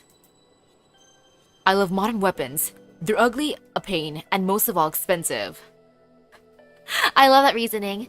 I love them because they're expensive, they're painful, and they're ugly. I'm a fan. Life's always growing and changing, so weapons ought to do the same. Can't say I'm impressed that you were the ones using that weapon, though. Have you been fighting a war worthy of it? Your brand of war is the sort that I hate most of all. Goals, drives, all that is fine. No problems there. Your methods, though, a war without casualties? What a crock. You ask me, there's no real war without death. Should be about the same number of casualties on either side. Don't kid yourself, you're not having lost any humans on your side because your cause is righteous or anything. You've just been lucky, and well, that doesn't ever last. Take your flying ship there, no human aboard that thing's gonna survive. Not a single warrior aboard. They'll never wind up here when they die. Wait, does it mean I see you as a warrior? I don't know what Blue was thinking. Whatever. Probably just another fluke. No one's gonna survive. We'll see about that. No way! I've gotta go save them. No way! I'm gonna catch them. As they fall, I'm gonna use my arms to catch each of them.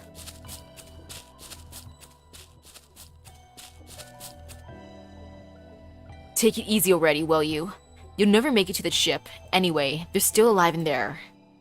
They're falling from the surface from silencing Ilhui cattle. They're in a whole other world from your dead self. You still want to reach them, even knowing it's impossible? Yeah, I do. Huh. Didn't think my opinion of you could get any lower. But here we are, still. Since we've met, my job is to guide you. So I'll give you directions in exchange for a weapon. What weapon do you want? What I got on me? As you can see, my tastes tend toward the modern. I'm particularly fond of 21st century firearms. So what can you give me to help your doomed friends? Got any valuable weapons? I got these finger guns, haha! Please don't chop my hand off, I need my command spells. No, I don't have anything like that. Shame. Can't send you back then. You'll just have to stay here like a good little corpse, you. But these are the most powerful weapon I do have. I totally did not just use it earlier.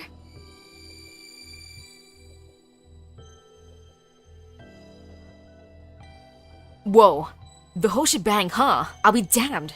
Breathtakingly stupid, but still, you've got guts if nothing else.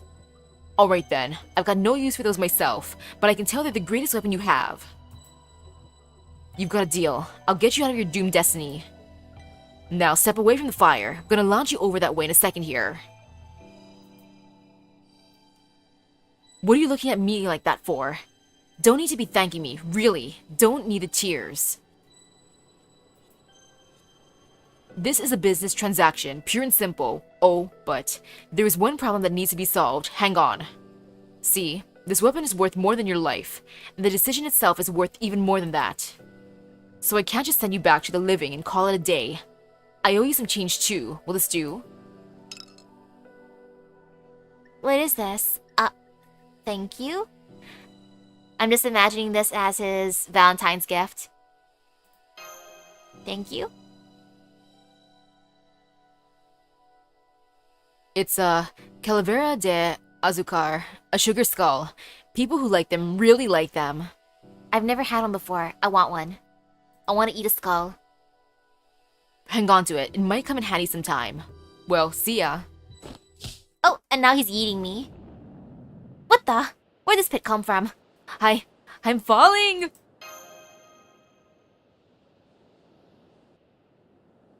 I'm falling for a while. Even more free falling.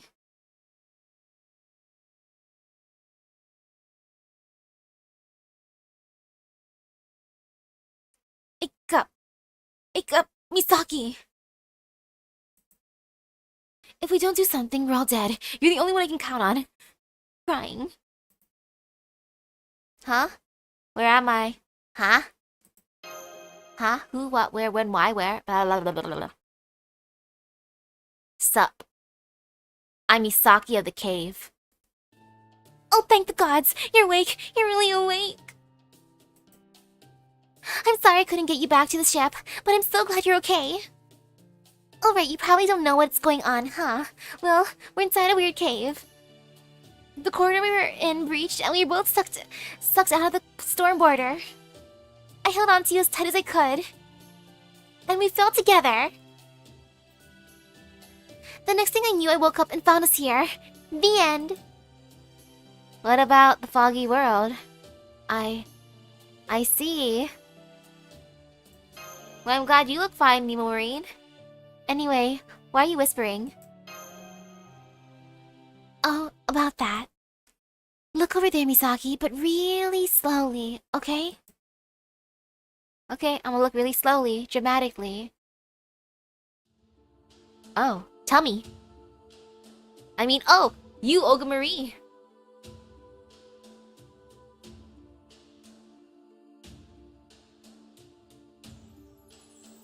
Sleeping Beauty?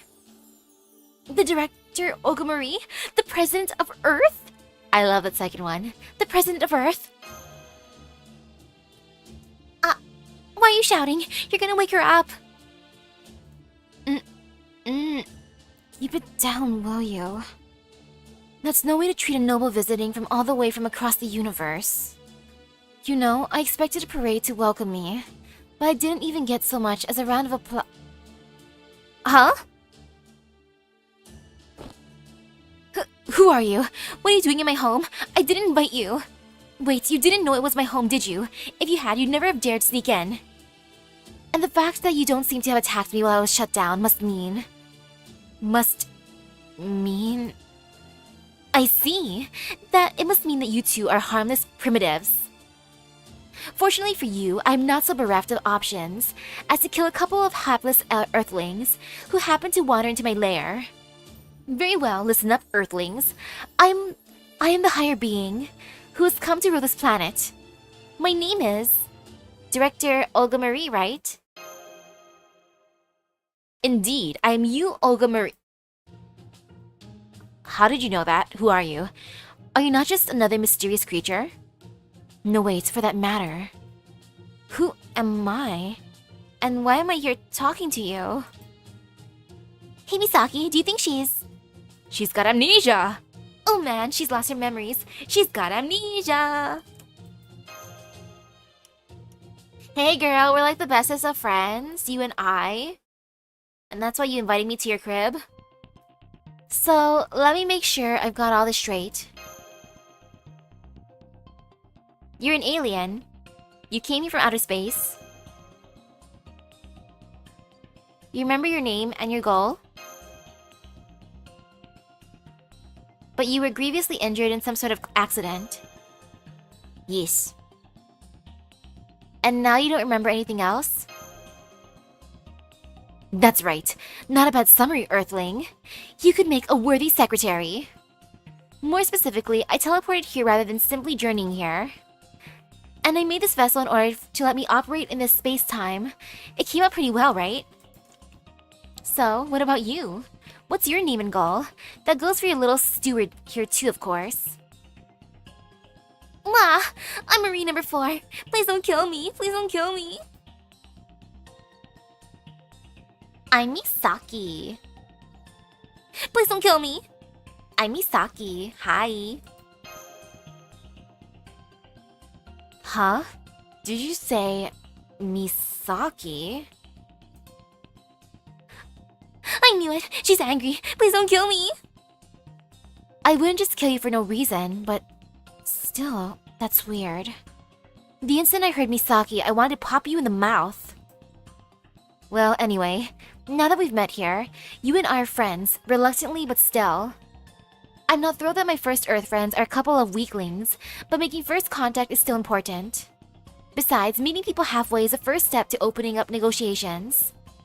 So then, now that we've taken care of the introductions, show me around Earth. Misaki, Marine number 4, I am appointing you both as my interstellar ambassadors. What do we do, Misaki? The press here's not listening to a word we say. Me? An interstellar ambassador? I really moved up in the world. I'm now an interstellar ambassador. Look at me getting a raise, a promotion. Oh, you can thank me later since I'm sure you're nearly bursting with gratitude. I can tell from your brainwaves that you're both quite stressed. If I'm to rule this planet, I can't very well turn a blind eye to its people when they are in trouble.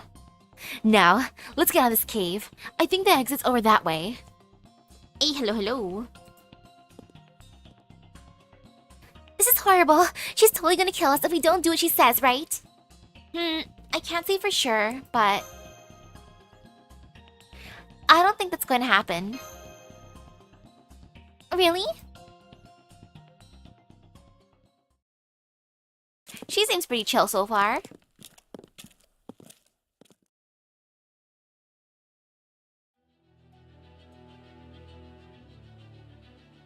Ooh.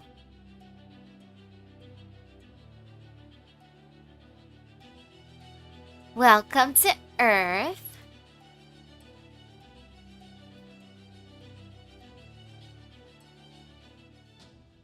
Way better than those many volcanoes.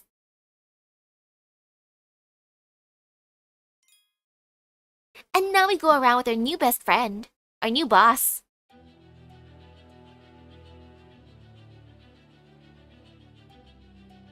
That is an intimidating swirl. Or circled. Next. Okay, we're fighting. How bad can the enemies here be?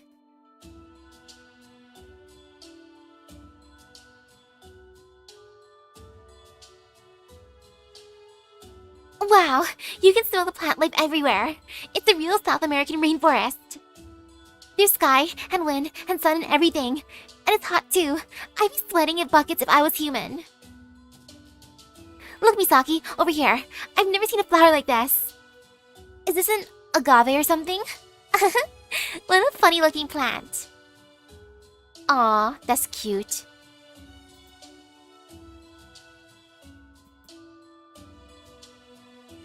It's a courteous. Is something wrong? Something in your mind, Madam President? Not especially, no. This place just feels familiar. I must have already known about it. So I was just thinking about what could have happened to me to make me forget it. Makes sense, right? But never mind that. Now I know that if I see something I knew from before, I can remember it. So it shouldn't be long before I'm back to my old self, right? Anyway, I'm not impressed. Are you sure you can survive with that mindset? I'm detecting creatures moving this way. Their brainwaves suggest violence. Ferocious animals, probably. Are you gonna be okay? Marine, get behind me. Time to servant. Time to summon some servants.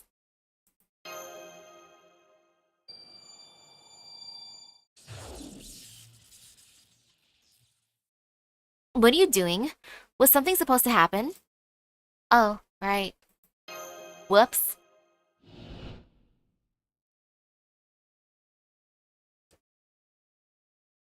I don't have any command spells. Oh.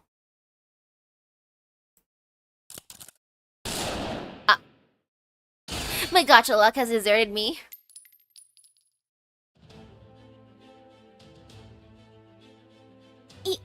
You saved me? Wow, thanks. That was so cool. I think I'm in love. You're in love with me? You think I'm cool? I see. Then I suppose you're going to continue being impressed because these things are no threat to me whatsoever. No matter how different life forms may be or how incompatible their mutual goals. It's still terribly rude to communicate with your fists rather than your words. It looks like you people need to be taught a lesson in diplomacy. Go on then, come at me! Ah, Merry Christmas, hello, hello, and ooh! Oh, now she's down to level 100. After getting hit in the face with beams. Okay, time to turn off my teapot. Okay. At least I'm still gonna get Mystic Code EXP, that's good. About locked Mystic Codes. On the map within the battles in Golden Sea of Trees, Nahui, Mictlan, your Mystic Code's appearance will be locked as Chaldea Uniform Decisive Battle. However, in battle, you will be able to use the master skills associated with the Mystic Code you've equipped on the party setup screen. Yay! Well, time to turn that off. Ooh! Okay, I'm gonna use a Noble Phantasm then. And she's already skills 10. Good for her.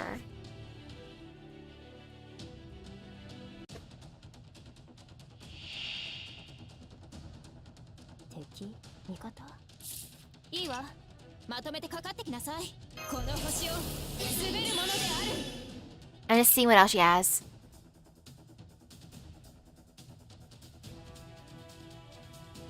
Apply a state where a command card becomes unselectable for all allies. Oh, it's kind of painful. Oh, no. Wait. No, not doing that one.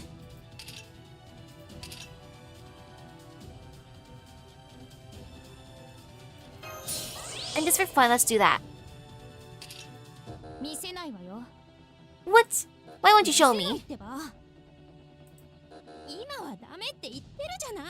Come on. Please. Please. Why don't you want to show me? Aw. She's shy. Okay, that's cute. I like that. Ooh. A new code, yay. Oh my goodness. I ended up getting my Suomi. She took everything from me. Her weapon was so nice. The first multi-blow, I got her weapon. And another weapon. But Suomi herself, she took all the rest of my currency. But she's cute, so she's worth it.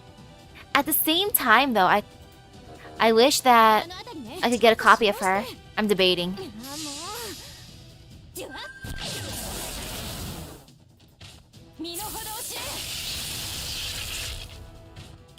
2, 3, 1. I can imagine.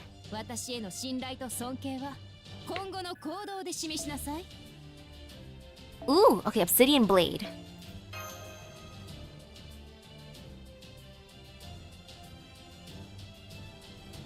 Nice.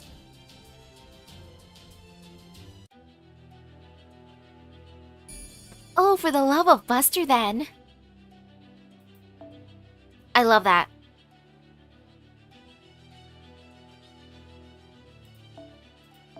I love U-Olga Marie in that case.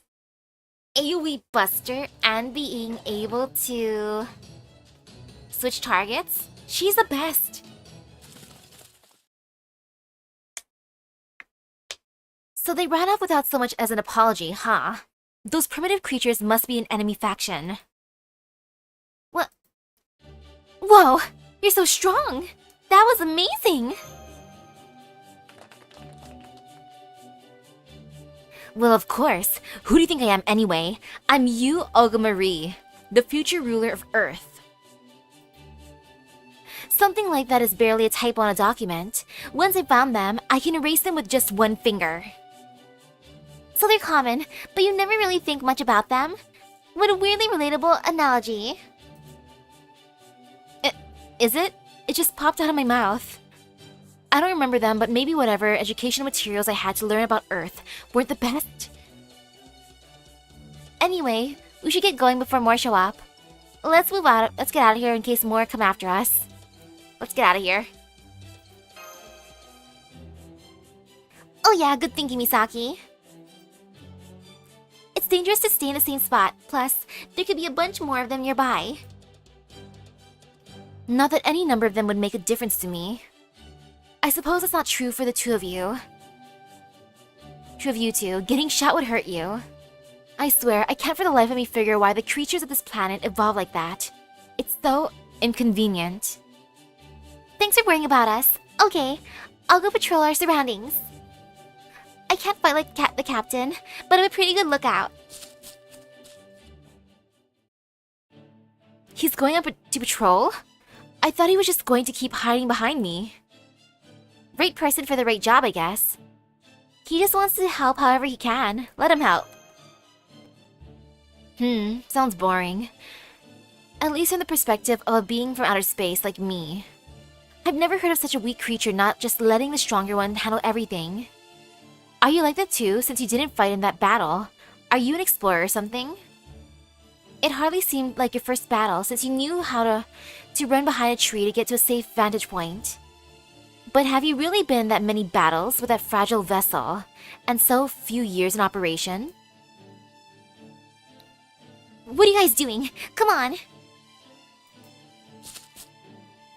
I found a big plant over there, over that way. I think it's food. Food. Let's go check it out. I bet it's yummy. What? Huh? What's wrong? Uh-oh.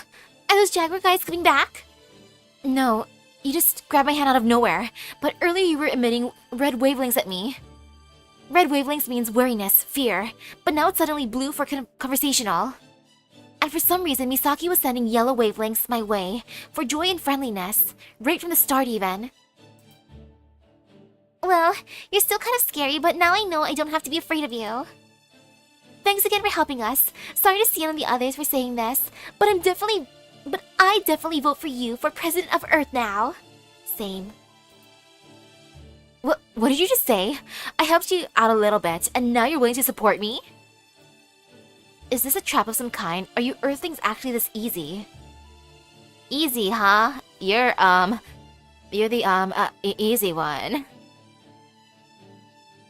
She doesn't just look like the director, she's just like her.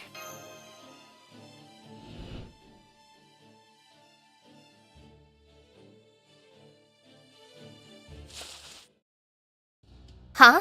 What was that? That wasn't me. Maybe it was more of those guys we just saw. I thought they'd come back. You could just tell they were tenacious as all heck. But with you around, U-O, I don't have to be scared. So what are you gonna do? Talk it out with them this time? If it goes well, you can gain more supporters. Heh. I see you're starting to get me, child. Right, I didn't come here to eradicate you primitives. I don't have that kind of time. I heard a cry of distress coming from this planet, so I came here to make things better. So no matter how ferocious or belligerent or indiscriminate these creatures may be, I'm going to start by talking to you. Well, have fun talking. Rah! And I changed my mind. Why not? We can just go rah! That's communication. Super good communication. Rah! She got this. Uh-oh. Oh, that's kind of annoying. It's fine though. あの辺りね。もう。 Now I miss Steggy. Where's the little baby Steggy? 1兆分の1になる。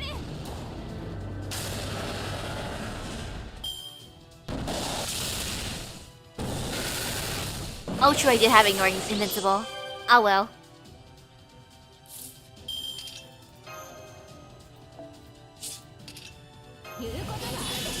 There. Everything is good now. All is fine in the world.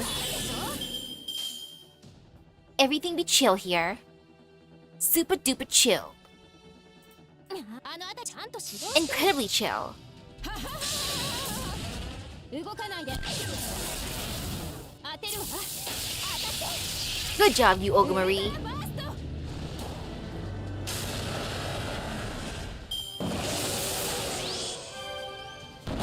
Ouch.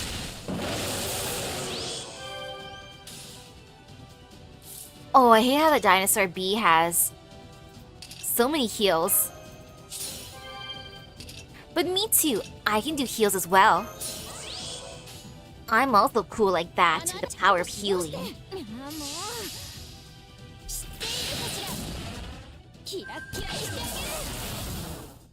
Just a bit more.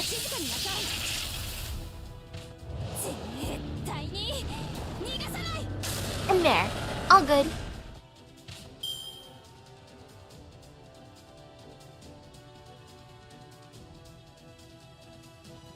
Oh, this is fine so far. This is extremely fine. I want to keep her. Ah, forget it. I hate these things. Retreat, retreat. No way. I didn't know you were scared of reptiles, Madam President. You lost my vote. Come on. Everyone's afraid of something, right? Misaki, get over here and do something. You must have some kind of trick up your sleeve, don't you? I wish I could, but I've got nothing. Without my command spells or my ability to summon, I wish I could, but I've got nothing.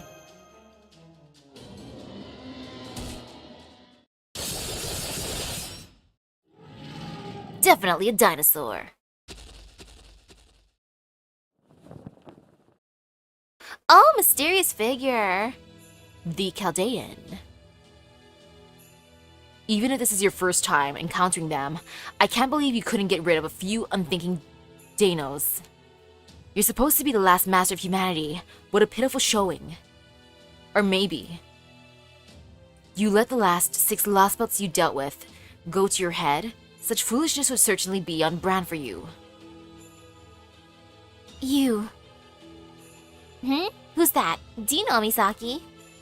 Yeah, that's Romani Arkamon.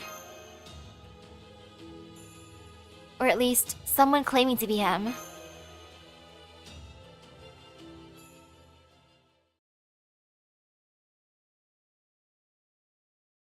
What a way to end that.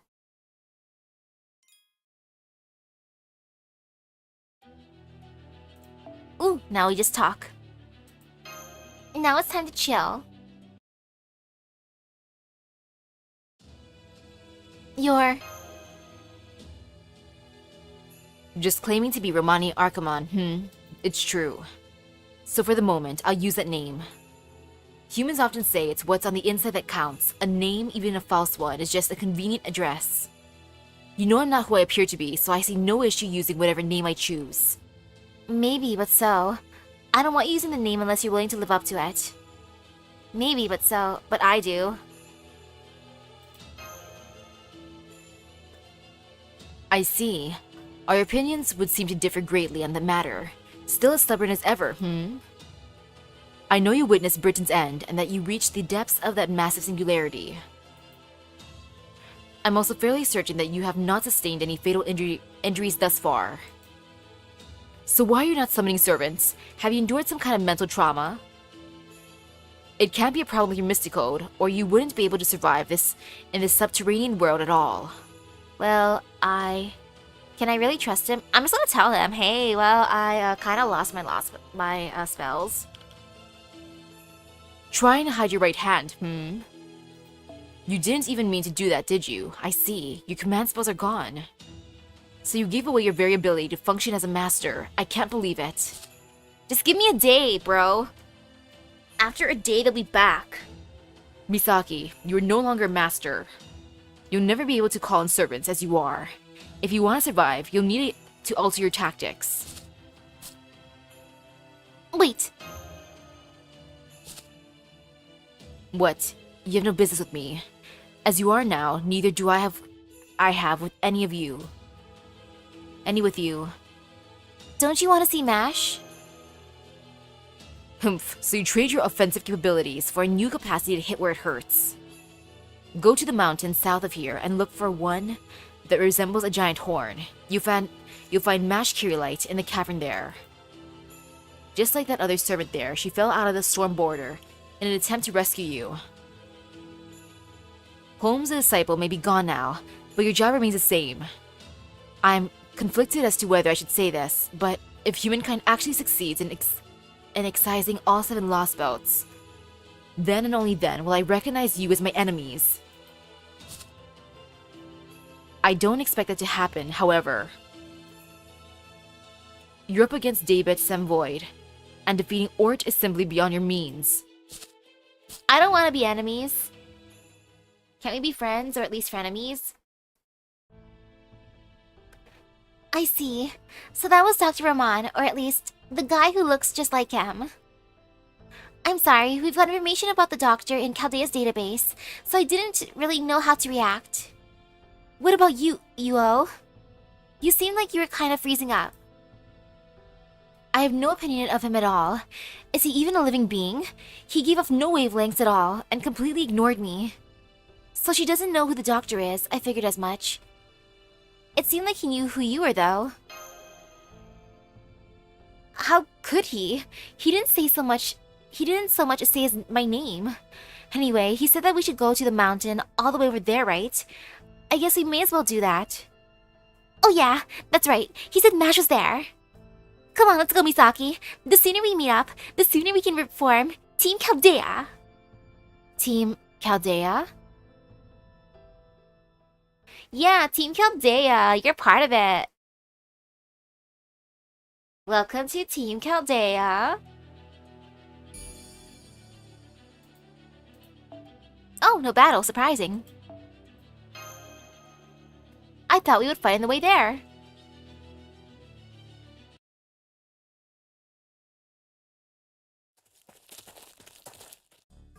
Oh man, I'm so tired. This should be the cave we're looking for, right?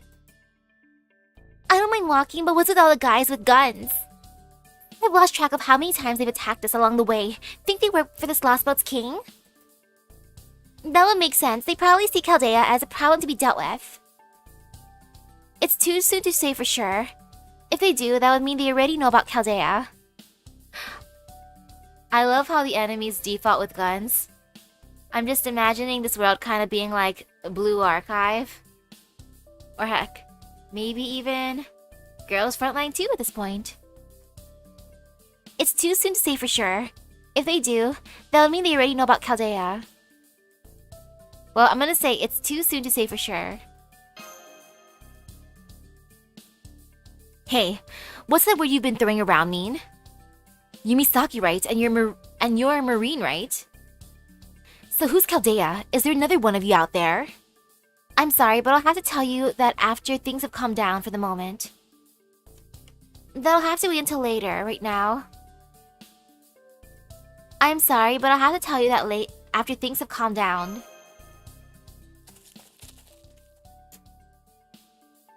Oh, bed. Table.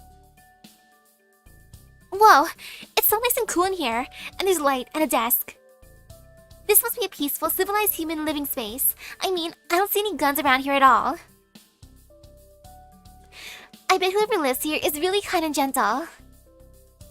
Oh, I see we have new visitors. Are you the ones from Chaldea Romani told me about? Huh? Did you guys hear that? It sounded like it came from the wall. Did I surprise you? My apologies. I'll turn off my camouflage now. I find I do my best thinking when I'm alone, so I sometimes end up blending into the background. Sorry about that. Oh. What? I love him. He's so floofy. Ah! A dinosaur! Help! Oh, am I the first Dinos you've met then? Please calm down, person of proper human history. You're what's called a servant, yes? My name is... Tipo. I'm a Dinos living out in a quiet retirement here in this cave. My species may look different from yours, but we are still the prime species in this world, capable of learning, growing, and retaining our shared pool of knowledge. This is to say, we are the world's dominant species. It's humanity, if you will. And as a rule, we don't eat other intelligent life forms. We are in fact herbivorous. Actually, so long as we have water and sunlight, we don't even need to eat plants. What? They can photosynthesize?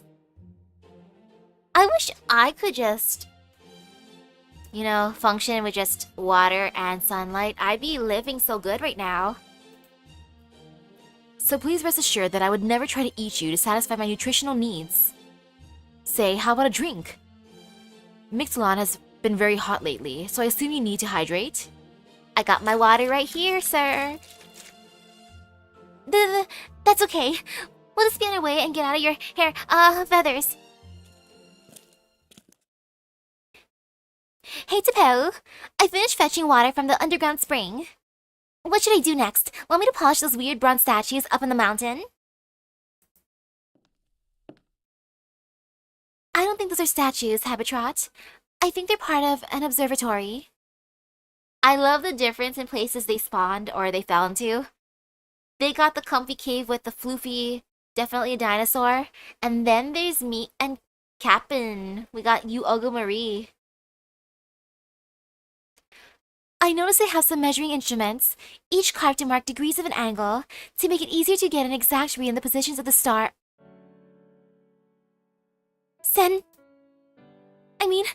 I'm so glad to see you again, Master Misaki. I knew from my last communication with the border that you were all right. But I didn't think I'd see you again this soon.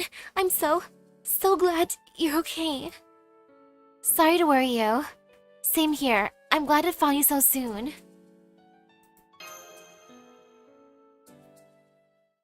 So, is that Chaldea? She doesn't look like I imagined she would. I think I got it better with Olga friend, but I do like this cave more. This cave is cozier. Oh well, never mind that. Hello, Chaldea. I'm U-Olga Marie. I'm the kind-hearted alien who brought Misaki all the way here. Huh? Olga Marie? Director? It's U-Olga Marie, and not Olga Marie. You can at least be respectful enough to use my full name. Make sure you don't follow these guys' example and just call me U-O, or whatever. You.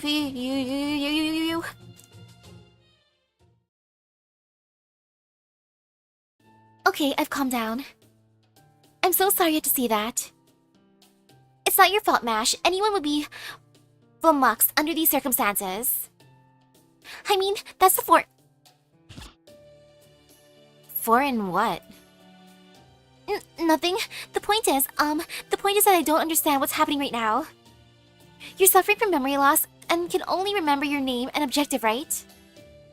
Thank you so much for taking the time to help Senpai and Marine, especially given all you're dealing with. Good, you should be. If I hadn't been there, those guys would be... On second thought, something tells me that maybe they would still be alive. Why are you shushing me? That's a foreign god, right? Please stop, Habitrot. Don't say that name for now. I knew you'd get it, Mash. I know. Why don't you tell us about yourself, Tipo? You want to hear more about me? You want to hear more from me? Yes, I do. Well, as you can probably guess, I've been living away from the city for a while now, so I'm not up to date on current affairs, but if you're okay with that, I'm happy to tell you what I do know. Misaki, I've met someone who told me about the world of proper human history. He said it's the strongest, most objectively correct history to ever exist. I also know that in your world, our world here is called a Lostbelt. That means this is an impossible world which should never have existed and was supposed to be pruned away long ago. Well, what about Chaldea? Did he tell you about that too? Why, yes, in fact. That's how he introduced himself. It was a very enlightening conversation. Proper human history and Lostbelts, a history meant to remain and a history meant to disappear. I believe I understand the relationship between the two, so I want to be clear about something up front.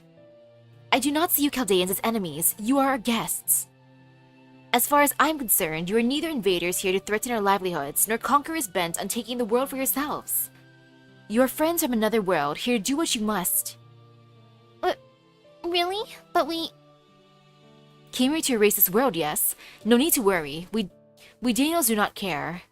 This may not be the case where you come from, but here, worlds inevitably come to an end at some point.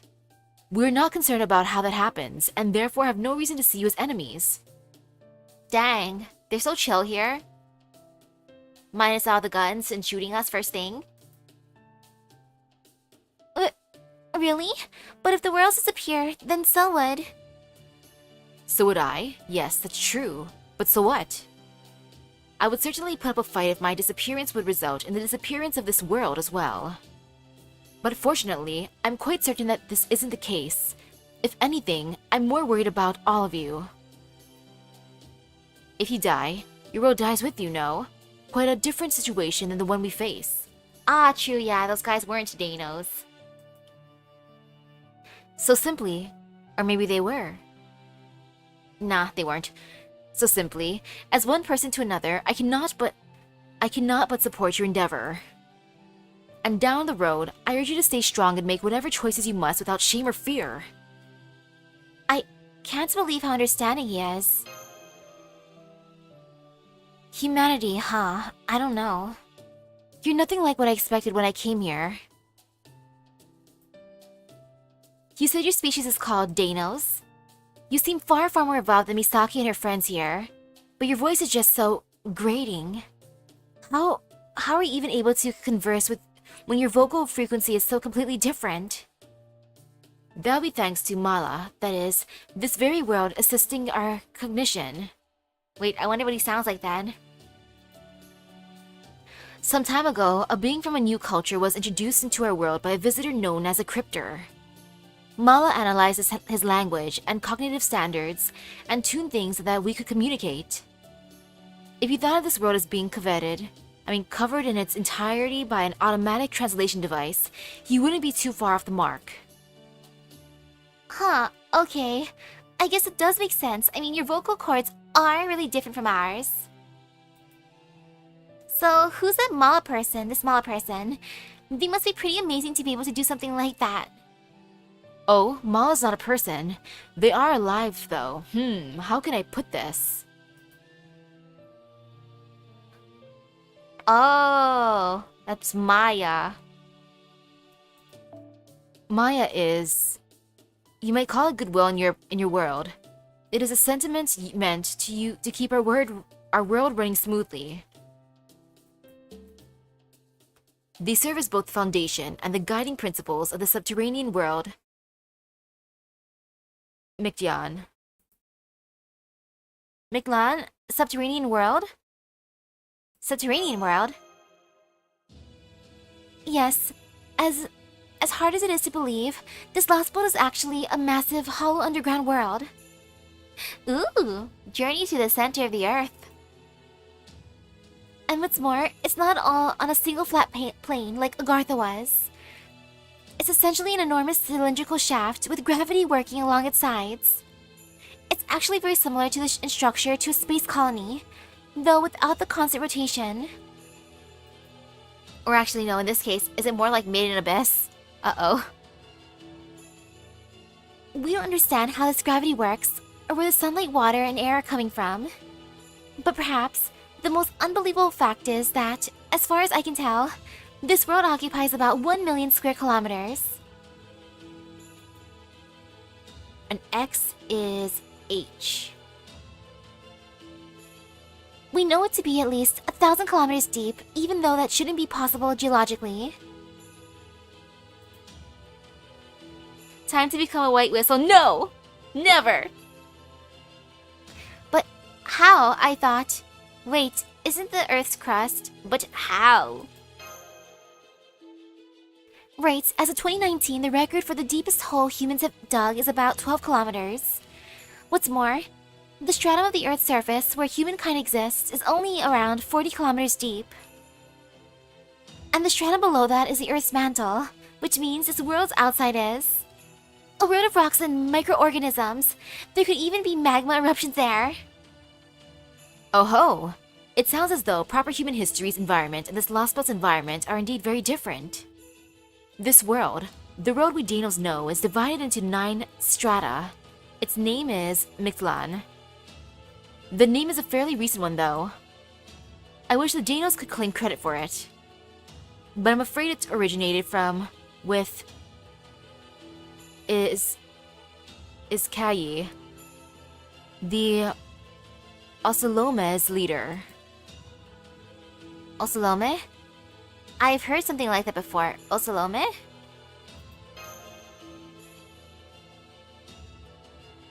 Ocelotl, or Ocelome in its plural form, means jaguar in Nahuatl, a language used in Central America.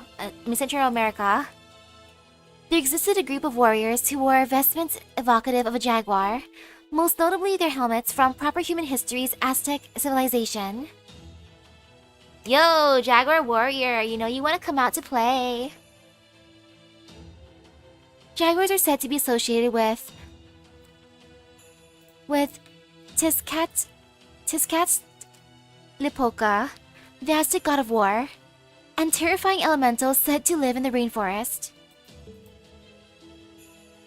So, is that what those guys were? The ones with guns and jaguar masks who kept attacking us.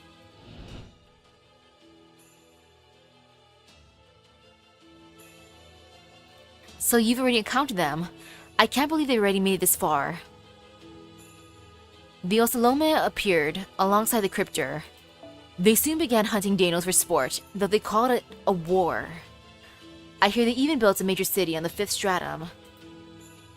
I believe Kayi, the Ocelome's leader, wants to wipe out every last Dinos. Countless Dinos have already lost their lives at the Ocelome's hands. Some of them have been tied up and left to bleed out, or driven to feral madness by poison. Regardless, there aren't many Dinos like me still living out in the wilds anymore. You know, come to think of it, the Ocelome look a lot like all of you. So their weapons are called guns. I can tell you those were quite a shock to us. They came here with the Cryptor? Does that mean they're also human like us? They came here with the Cryptor? Where'd you find those guys? Well, those guys are even worse than I thought. But why would they do something like that? Do they have turf wars and stuff like that here in Mictlan too? It is less a turf war than it is a matter of resource gathering. They're looking to profit off us. They strip us of our meat, process our bones, and trade our hearts as though they were precious jewels. Maya would never allow for such a thing, but they've been clever enough to avoid drawing its attention. That is what the Ocelome are. Organized criminals. How's that any different from the Mafia? This jungle's even scarier than I thought.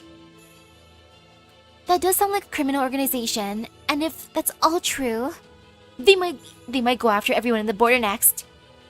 Everyone on the border could be in danger. Right, we should try to get to the border as quickly as we can. Unfortunately, we lost contact with them about 4 hours ago. One of the last things Sion told us was that the ship was crippled, and it would take the crew days to get comms back online. I see. Thank goodness everyone's okay at least. For now. I can talk now? I sure hope so. Now that we're all together, we should get moving. The storm border crashed south of us. I think it's about 300 kilometers from here. I'm not sure how long it'll take us to go so far, but I do know we have no time to waste. It was too dangerous for Mash and me to try to make the journey alone, but we'll be fine now that you're here, Misaki. If those Ocelot guys attack us, you can just summon servants to deal with them. And worst case scenario, we can use your magical energy to fire the black barrel. Yeah, about that. I happen to use all my command spells already.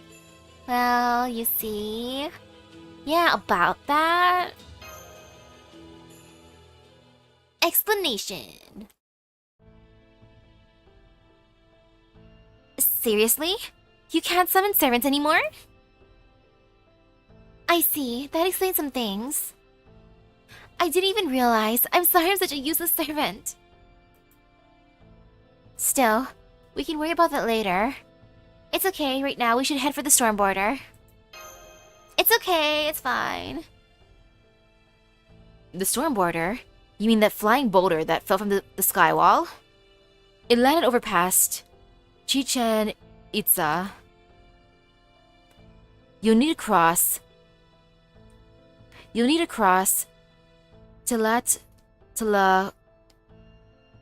Tilao Chui to reach it. I can't really recommend that though, since you just arrived.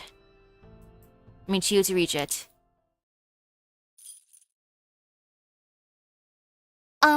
Tipel? May I ask what you're doing? Why, I'm getting dressed up. I haven't been outside in quite some time after all. Oh, look at him getting all dolled up. That's adorable. I like him. Hello, hello. You're going no matter what I tell you, yes? They don't need a guide. Allow me a formal introduction. I'm Tipel, a stargazer. I think fate may have brought us together. Yes, definitely fate.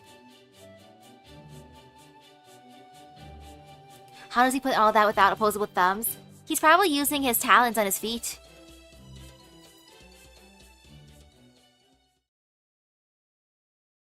That's what I'm imagining. Like, the feet talents should be opposable enough.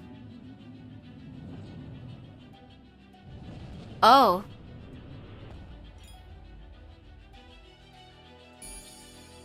That's what that looks like. To the cornfields. Welcome to the cornfields, everyone.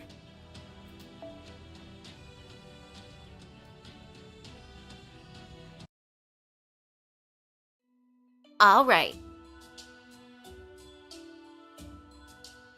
The sun is bright. Ugh, it's so hot. I can't believe how much hotter it is outside. The cave. What's the temperature anyway? 58 degrees Celsius. Who did I roll for? No one so far? That's like 136 Fahrenheit. Not even the deserts get that hot. This is almost unbearable for a man of the sea. True. This is much hotter than I was expecting.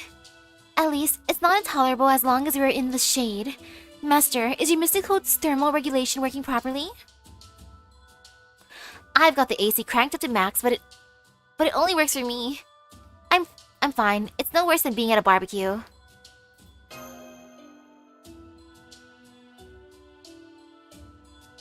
What's the banner I rolled last? Every single banner for the daily quartz.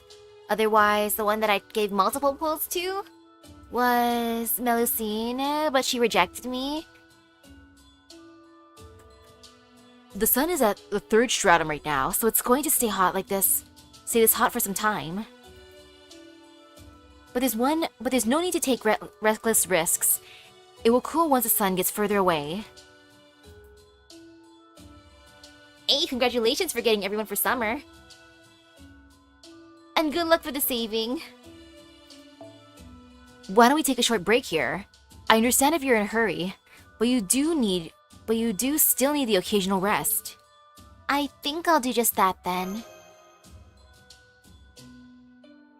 I think that's a good idea too. We've been traveling for about 2 hours, so let's take a 15-minute break.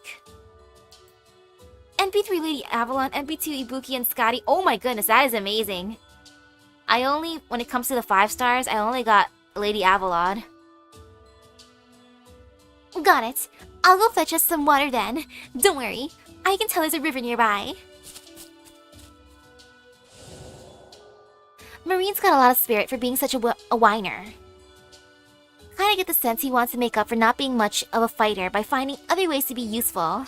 Hey Mash, how about a little magical energy boost? I'm gonna go help him. I'm gonna go with him to help out in case anything happens. You do the next boss fight, Vlad's still carrying? Nice. Vlad is the ultimate for this Lostbelt then. I'm relieved to see those two are still the same, even in this Lostbelt. I, hope that's true for us as well. The jungle, quite a lot of information here. Not bad. Harsh but pleasantly cool temperature. Very humid. High atmospheric pressure. Lots of smells. It's like a flood of life. So many colors and waves, both on the micro and macro scales. If I concentrate on the sensations, all these colors start to feel nauseatingly vivid. Do you know what I mean? It really feels like something's coming up my throat. U-Olga Marie, are you okay? Also, I love that face. Look at that face of hers. It's beautiful. I love that expression. Oh wow. You really weren't kidding. You're vomiting up rainbows, Director Olga Marie. Maybe you should, turn down your, sensors until you're used to this environment. Quit rubbing my back. I told you that's not my name.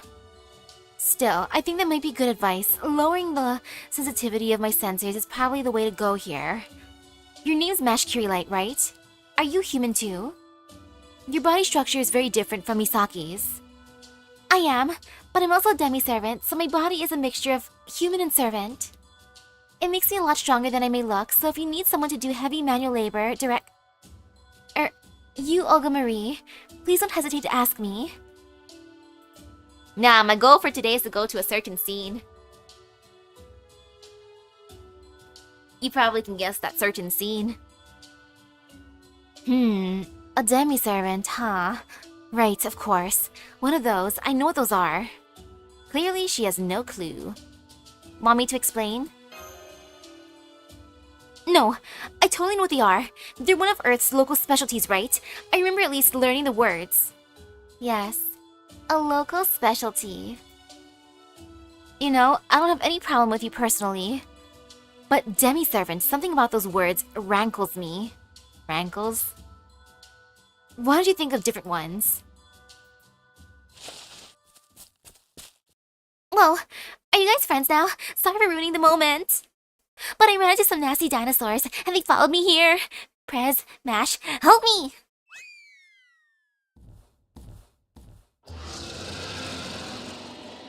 Dinosaur sounds! Do you know these dinos? Do you know these Dinos, Tipo? These dinosaurs don't seem anything like Tipo. Do you know them, Tipo? Their brains have atrophied beyond repair. They are neither living nor dead any longer. Oof, these zombies. They are akin to tumors in the jungle. Each is a mindless predator who exists only to convert whatever animal they find to energy. There's no reasoning with them. Our only choice is to run away or shut them down with force. I'm really surprised you're not freaking out here, Tipo. Well, then I guess there's no other way. Looks like I'm up, Misaki. Leave it to me. I'll get rid of them in no time. But don't let them get too close to me. Mash, I order you to keep me shielded. You're my new bodyguard. Right. It'll be my pleasure. Prepare for combat.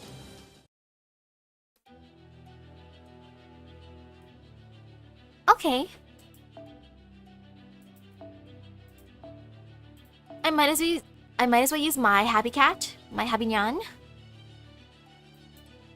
That'd be fine. She cute after all.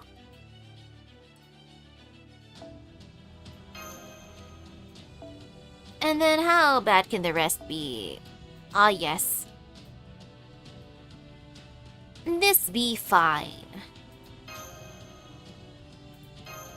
Totally fine.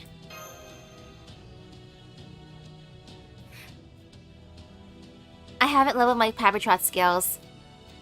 I don't use her.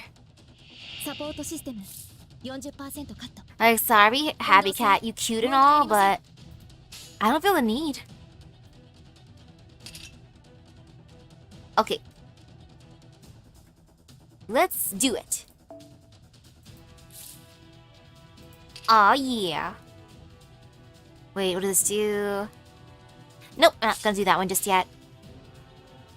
よっこいしょ。ちゃんと指導して。 But we might as well raise everyone's gauge, why not?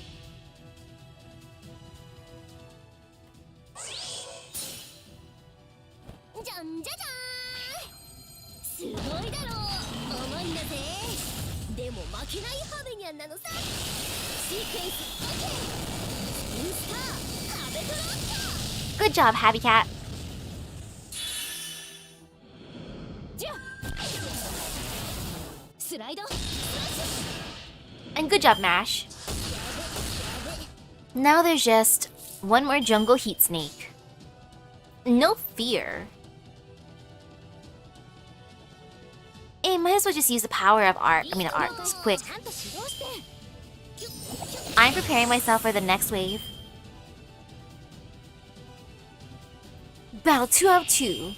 Mindless Dinos. Oh yeah, no fear here.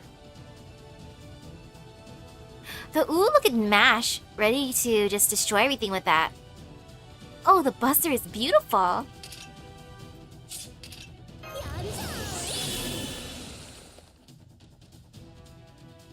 Okay, she can just max out or insta-charge her Noble Phantasm. Oh, kind of like Nitocris then. And ooh, those are gonna be kind of that mindless Dino is gonna be annoying, but it's fine. We got him. Yeah, this is fine. 誰であれ戦う心があるのね。 Olga's first skill makes all cards hers. Okay, that's good. いつか必ずなくしたものに報いるために。 I gotta use it next turn then. 導きの星よ。力となれ。 Good job, Mash.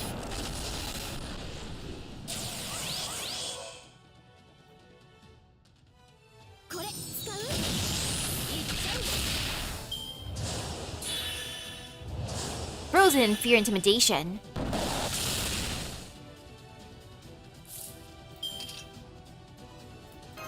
I might as well add burns.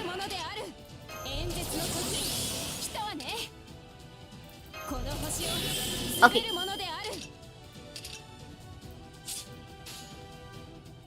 What do you do again, Habitat? Let me just stare again. Me. Okay. And I shall believe in the power of U-Olga Marie. U-Olga Marie supremacy.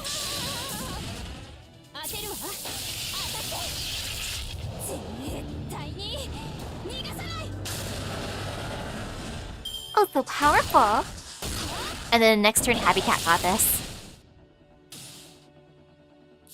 With the power of Happy Cat.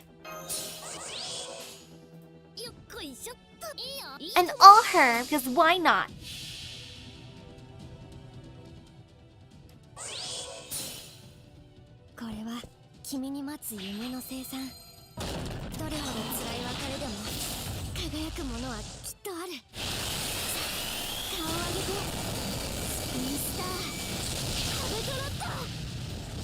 Good job, Happy Cat. Look at how powerful you are. Amazing. Battle finish. Aw, yeah. Yay. We did it. We destroyed the zombies. Oh, there's the cornfield. Not what I was expecting to find after making it out of the jungle. That's a cornfield, alright. A really big one, too. That be a cornfield.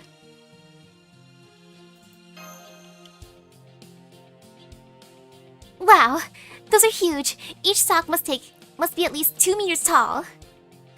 Are these edible, Tepeu? You don't just use them for fuel, right?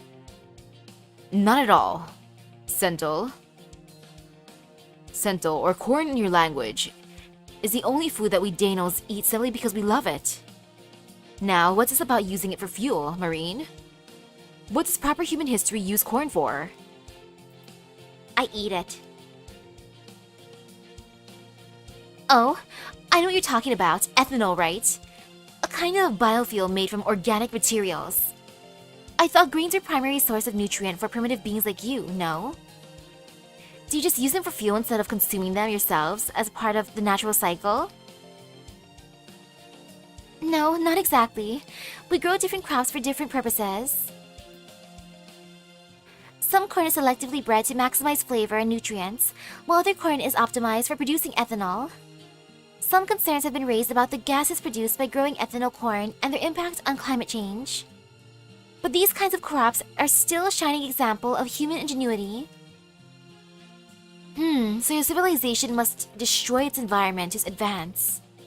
I understand that the evolution of a species often becomes a sort of a race to see how far they can get before they devour their own planet.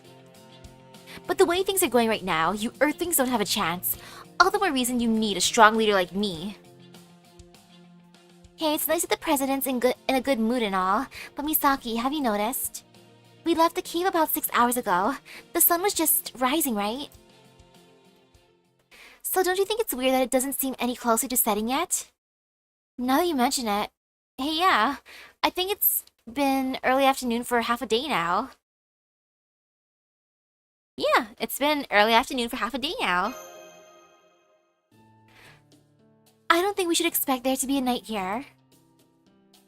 Mictlan is entirely enclosed and folded in on itself, like a giant underground tube of sorts.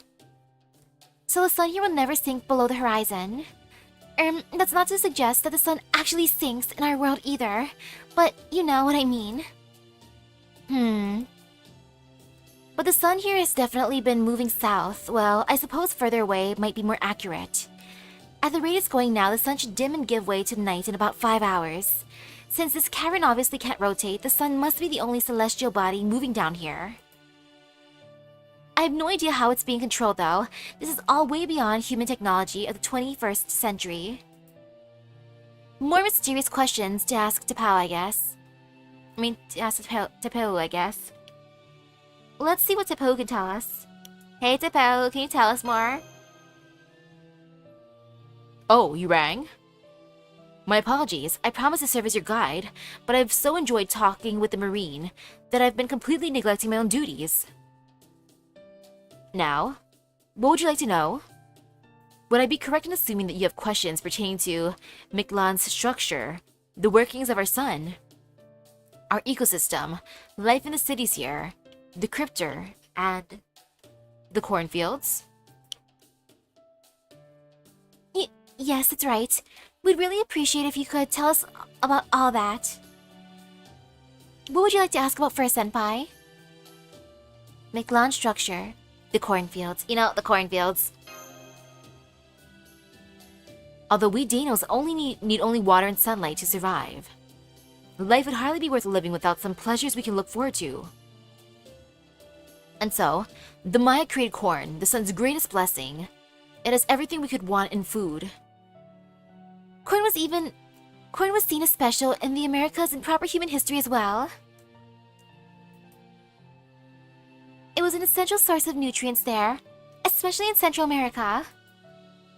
In fact, it was so important to people's livelihoods that they often spoke of it as a gift from the gods, or sometimes as if it were a god itself. But I think we should probably ask about Mictlan's structure now, Senpai. That seems more relevant than at the moment. Mictlan's structure. Very good. If you mean to reach the storm border, that is certainly the most important thing to know. Although Mictlan is a flatland jungle, it is actually divided into 9 separate strata. We're currently in the first stratum. This is Talalocan. Its ceiling, which leads to the surface, forms a steep cliff face. Next we have the second stratum, the first boundary of the underworld. That is Talat Lawa Chui. The red level. It is an endless river that is home to a species of enormous iguanas. Enormous iguanas? I want to see those. That sounds cute. The third stratum is home to the golden city of Chichen Itza. It is a vast and open plain filled with fruit of all kinds. The fourth stratum and the second boundary of the underworld is Istas Sihuatl, the white level. It is a bone-strewn graveyard consisting of a valley of blades and wind. The fifth stratum, Tula, is a lake of blood and birds, serves as the blood vessels of the land itself.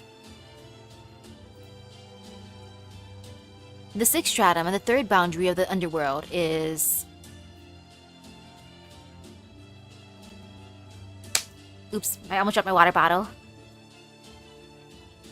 Is... Hohoa Chui, the blue level. It is a land of galactic sand dunes and a vacuum lightning gardens. Wait, lightning gardens? That sounds edgy. The seventh stratum is Singing Ilhuicatl, home to the Metz Titlan Observatory. Oh wait, that was Shosho, whoops.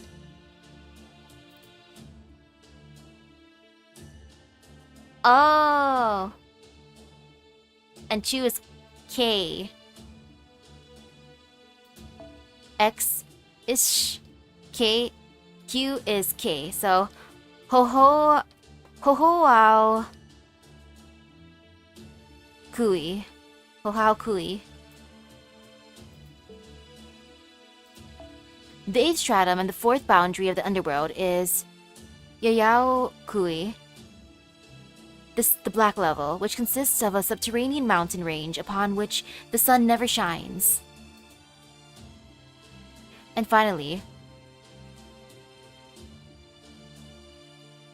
we have the ninth stratum. It is the foot of the great Seba tree.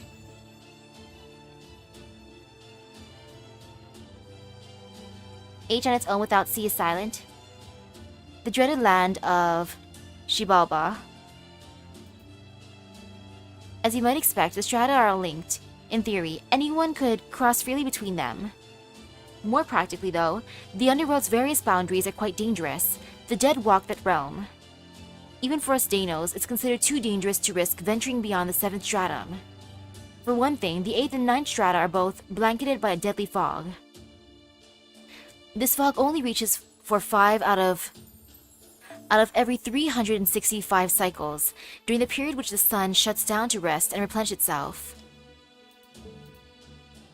The act of traveling to the ninth stratum during this period is called an underworld pilgrimage, but no Dinos has ever completed this successfully. Underworld pilgrimage. Shibalba. Of course, none of you have a reason to go to the ninth stratum, so this is all purely for reference. I believe the storm border crashed near the edge of the... Of the what? Of the what? We should be able to reach it in 4 cycles, but first, we'll need to cross a major checkpoint. That'll be Talat Lao Kui, the red boundary of the underworld. It comprises the second stratum.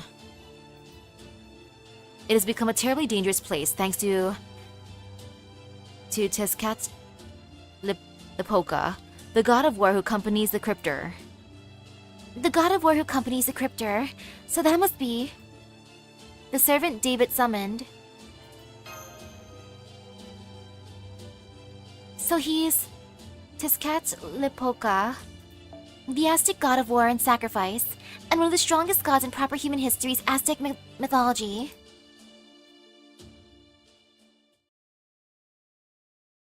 Ooh, and now it's nighttime.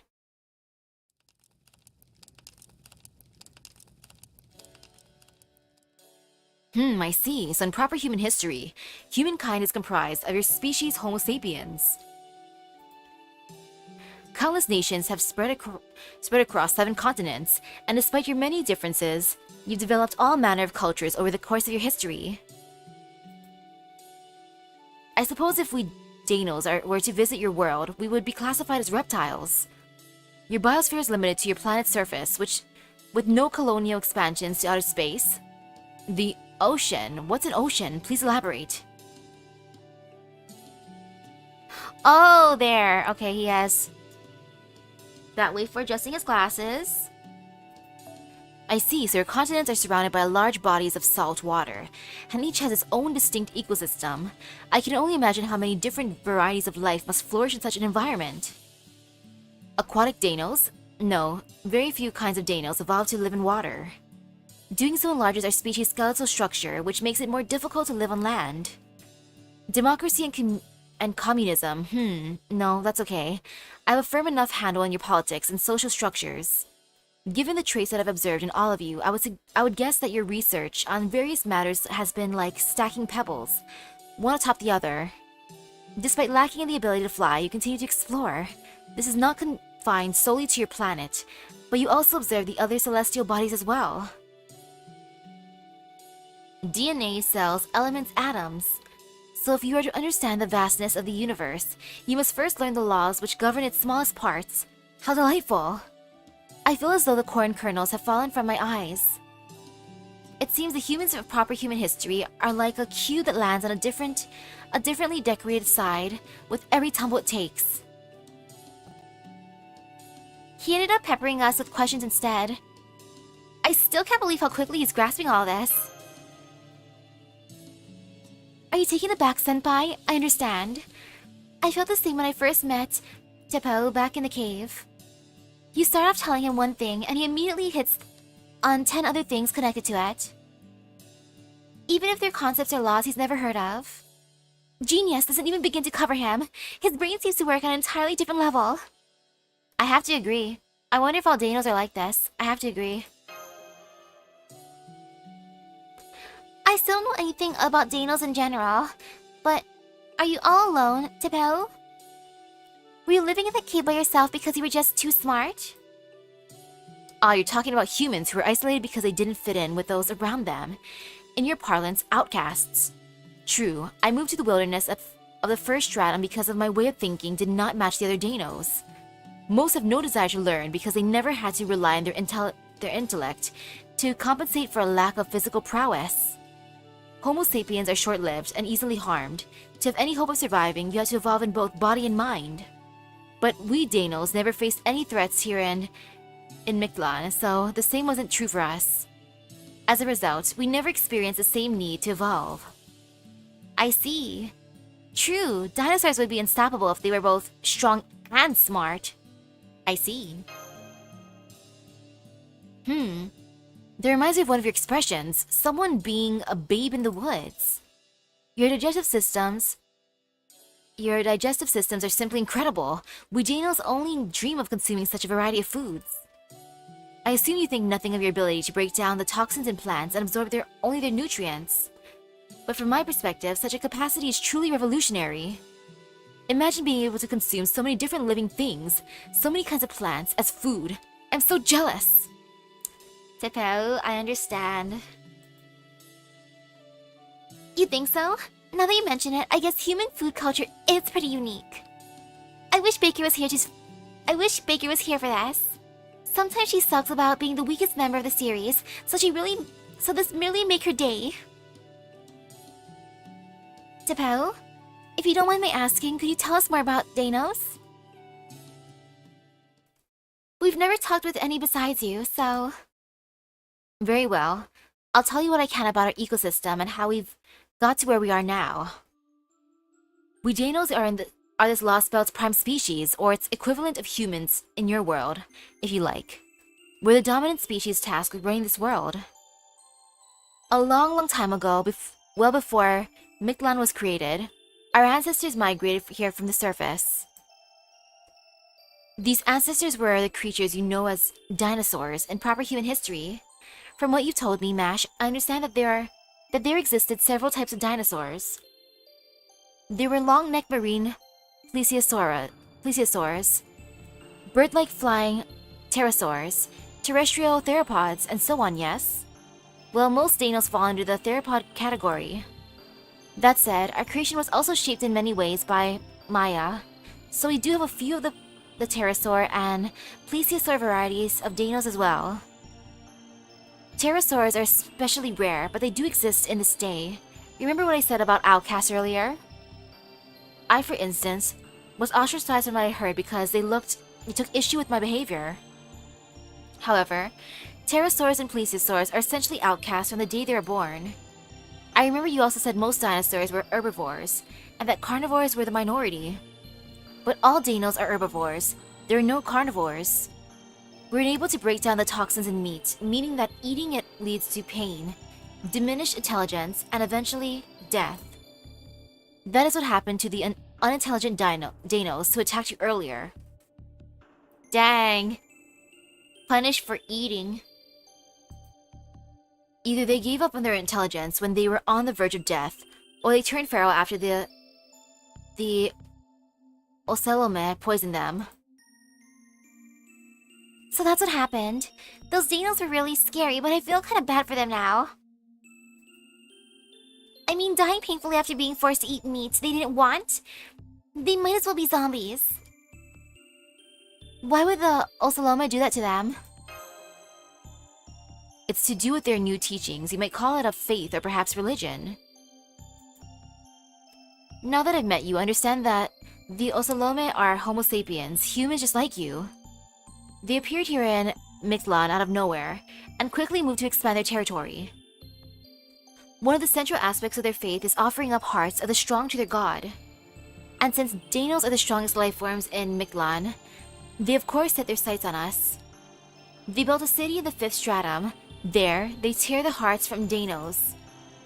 Now that you've been kind enough to share your knowledge with me, I have a clear understanding of the situation in Mictlan. Two opposing factions are fighting a civil war here. One faction consists of Dinos. Our capital is Chichen Itza, the golden city ruled by the king of dinosaurs and protected by the sun god, Kukulkan.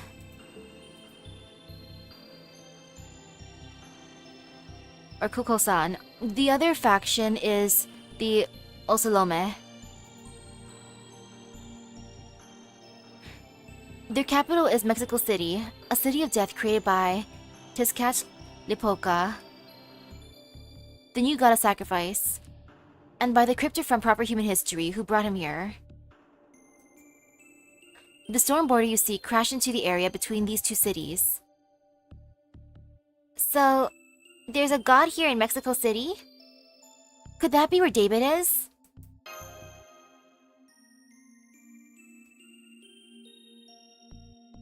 Hold it. I understand that the servant, the cryptor David summoned, is a divine spirit from proper human history. But you say there's also a god in the Dinos capital? And Kukulkan at that? What's so weird about that, Mash? Haven't there been other gods in other Lostbelts too? Yes, but it's different here. Kukulkan is the Mayan god of wind and water from proper human history. Ooh! Level 200 in Nike? Nice! Congratulations! But the Dinos have no connection to proper human history, mythology whatsoever. So it doesn't make any sense for that god to be here in Mictlan. Oh wait, come to think of it, the name Mictlan itself comes from the underworld of Aztec mythology. But as I believe you had said before, the mythology of your world has nothing in common with our own in this world. I understand your confusion, but the answer is quite simple. The very concept of the sun god is also a recent development. We are simply indifferent to such things until recently. In fact, until the cryptor's arrival, we rarely even conversed with words. so is proper human history itself that passed on the concept of gods.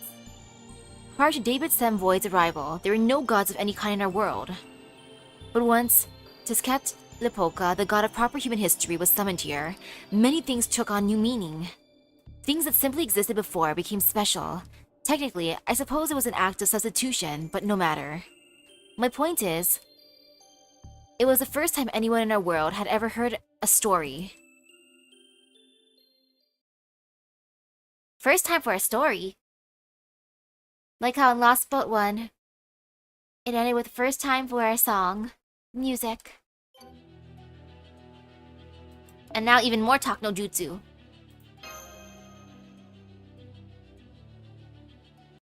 Alrighty, got this. I think I'll go to bed now. I learned a great deal today, and I'd like to make sure I've understood it all. And that's why Tapel went to bed early.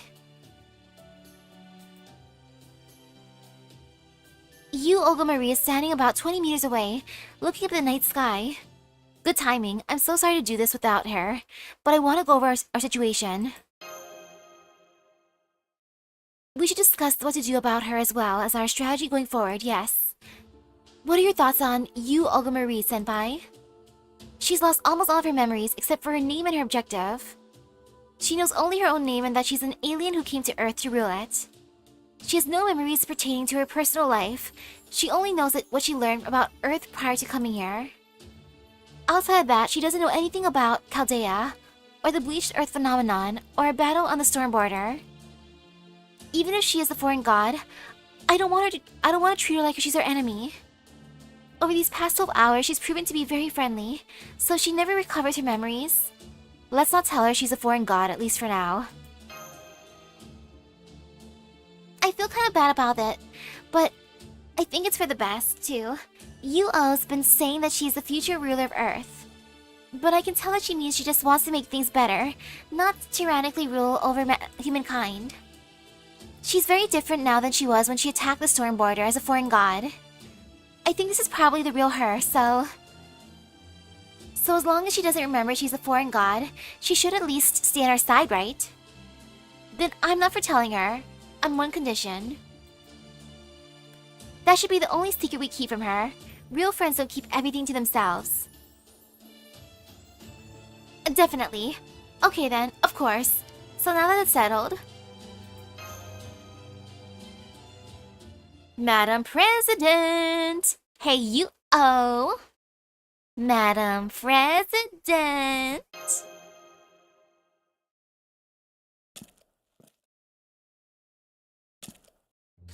What is it? I was just making my president's constellation, you know. Oh, I'm sorry to interrupt you then. I love the idea of making your own constellation. It's nothing special. Every noble does it when they come to a new celestial body. Anyway, did you have something to tell me? I sure hope it's worth my while. Information. Talkie. Even more talkie. Talkity.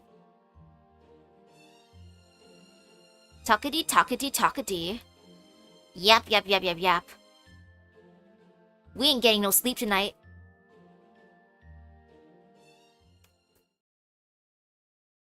That's good. And now, you're all caught up. Servants, masters, mages, Chaldea, the incineration of humanity, singularities. The bleached earth phenomenon, cryptors, trees of emptiness, proper human history, lost belts. Exactly how many times has Earth faced an existential crisis at this point? Alright. I have a much clearer picture of how foolish you humans are now. You guys have been through a lot, huh? Still, nice job taking back your future. Even if it was just the one time. I'm impressed, Misaki. It sounds like you've been working hard too, MASH. This Chaldea organization you belong to doesn't sound half bad either. Preserving humanity's future without anyone ever knowing. What a fulfilling calling. Director? What are you talking about? You all say the strangest things sometimes. Are you experiencing some kind of bug? Good story, but I can really only give it a 9 out of 10. That's despite it being the most satisfying story I've ever heard. Do you know why I scored it like that? No, I don't.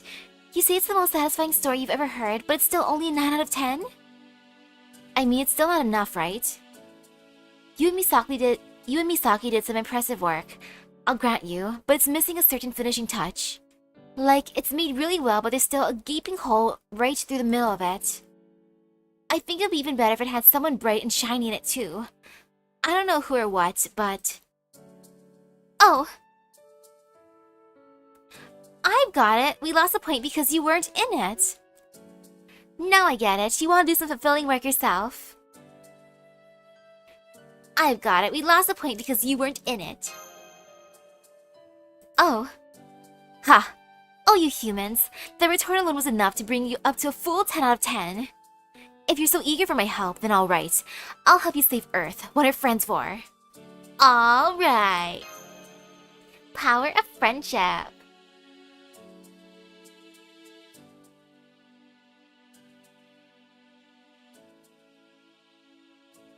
I like how the foreign priestess was listening in on all this. She's just like, okay, I see how this is.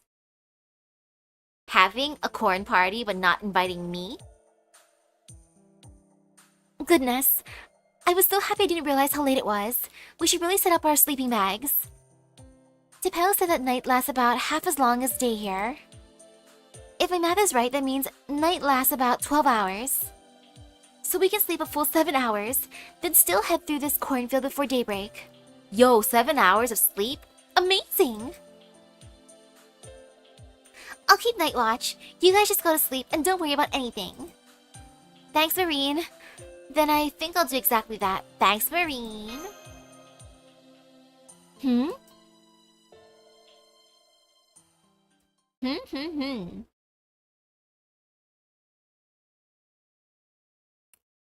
Who's spying? Who's being creepy? Oh. He's being creepy. This is going to be a problem.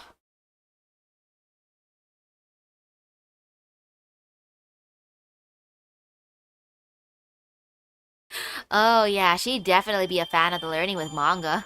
Oh my goodness.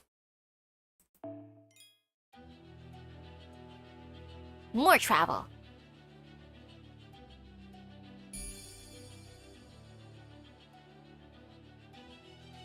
And yeah, just a man in priest clothes, don't worry about it. Man, I just finished my water bottle. Hey, we made it to the first underworld. Talat Lao Gui. And I'm getting towards the thing. Aw, yeah. Though I'm gonna turn off my light now that it's brighter outside. It's already 10 AM, so time to turn off the room light.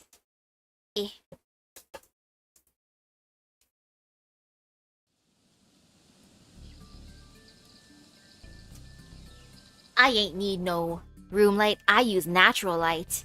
Natural light's good enough. So, Tapel, what are these underworld boundaries anyway? Why is the game acting like we don't know who he is already? Well, what if we got some amnesia too?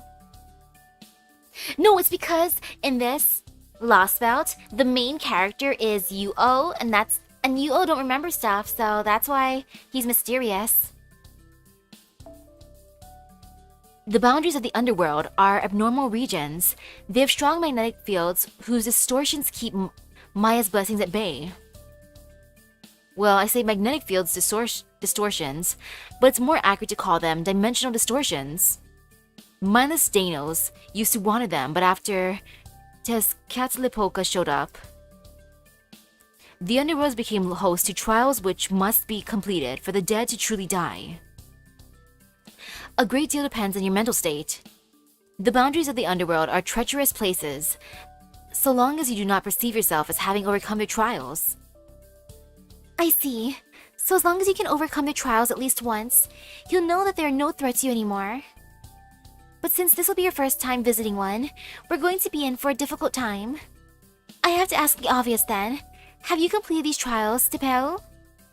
Yes, as far as the third layer of the underworld. Fortunately, the trials of the first layer are relatively easy. By the way, Tipel, you said something about enormous iguanas on the first layer of the underworld yesterday. Were these iguanas called Shochi Tono by any chance? Oh, you know the MASH? Does it mean proper human history has similar underworlds then? Yes, in proper human history, Mictlan refers to the subterranean underworld of Aztec mythology. According to myth, the world was divided into the heavens, the surface, and the underworld.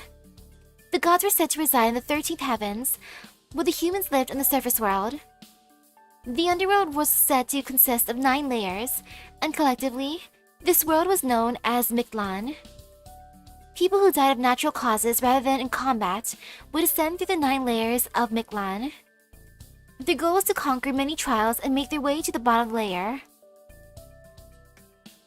The bottom layer, Chikona Hualoyan, where they would come to terms with their own life, allowing their soul to return to the natural world. Aztec civilization was marked by human sacrifice, slavery, and endless war, so it was certainly one of the harshest societies in human history.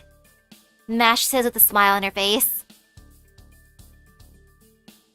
But at its heart, it retained the inherent respect for nature and gratitude to the gods, that is, the larger world.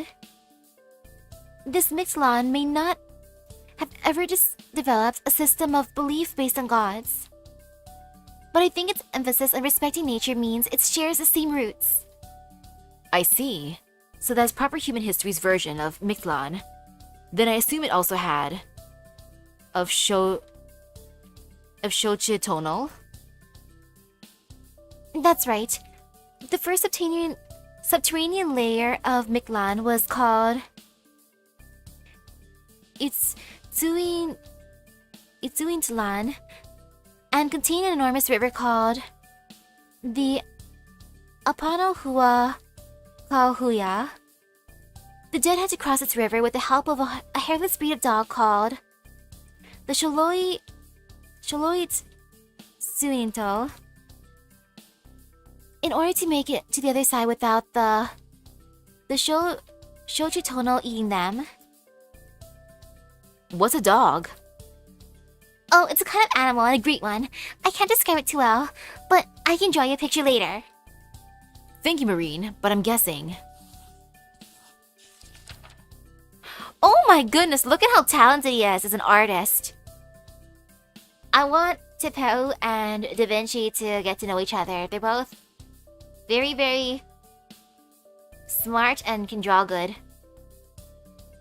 Look at that dog. The Doge. That's a good boy. They look something like this, am I right? Whoa, how did you know? And wow, you're such a good artist too. Your imagination. No, your powers of observation are really remarkable. You're already a full-blown scholar of proper human history. Oh yes, I want to learn as much about it as I can. Your history is terrifying, but it's also intensely captivating. So there's a Mictlan in proper human history, and a Mictlan in this Lostbelt, right? And in proper human history, humans lived on the planet's surface, but you Dinos live underground.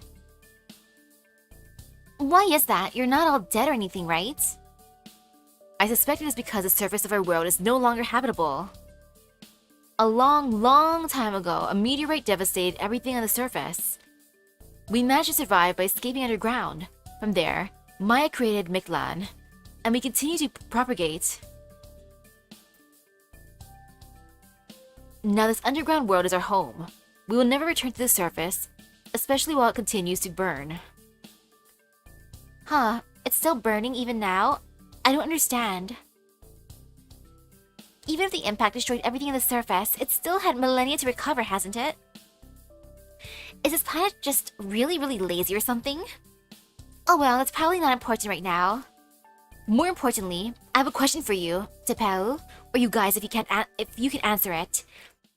Have you ever heard of Ort? Only rumors. Huh? Did I say something wrong? What kind of rumors? As a matter of fact, Ort is one of the reasons we came here. There's a creature that goes by that name in proper human history. We came to this Lostbelt to try and find it before anyone else, but now... What's different now? I guess you could say we have more important things to worry about. I guess you could say there's no need for us to find it anymore. There's more important things to worry about. Makes sense. Your first priority now is reaching the storm border. And then you've got to do something about that bleached earth phenomenon, right? I agree. Of course you wouldn't have time to go looking for some weird random creature then. Besides, now that you've got me, you have all the firepower you need. You mean, you're not looking for Ort for yourself, U-Olga Marie? Why would I be? I just asked because it's one of the few words I still remember. Although now that you mention it, I do get the feeling I might have been looking for it myself. Maybe that's not important now either. Why worry about the little things? I'm okay with small creatures, and little doubts like this aren't worth pursuing anyway. I see. That's good to hear. That's a relief, but are you sure about this, Madam President? I see. That's good to hear. Ooh, I can hear running water. We must be near the river. Alright, I'm gonna be the first one there. A jungle river ought to be no problem for me, so I swear by Triton, I'll get us across easy peasy.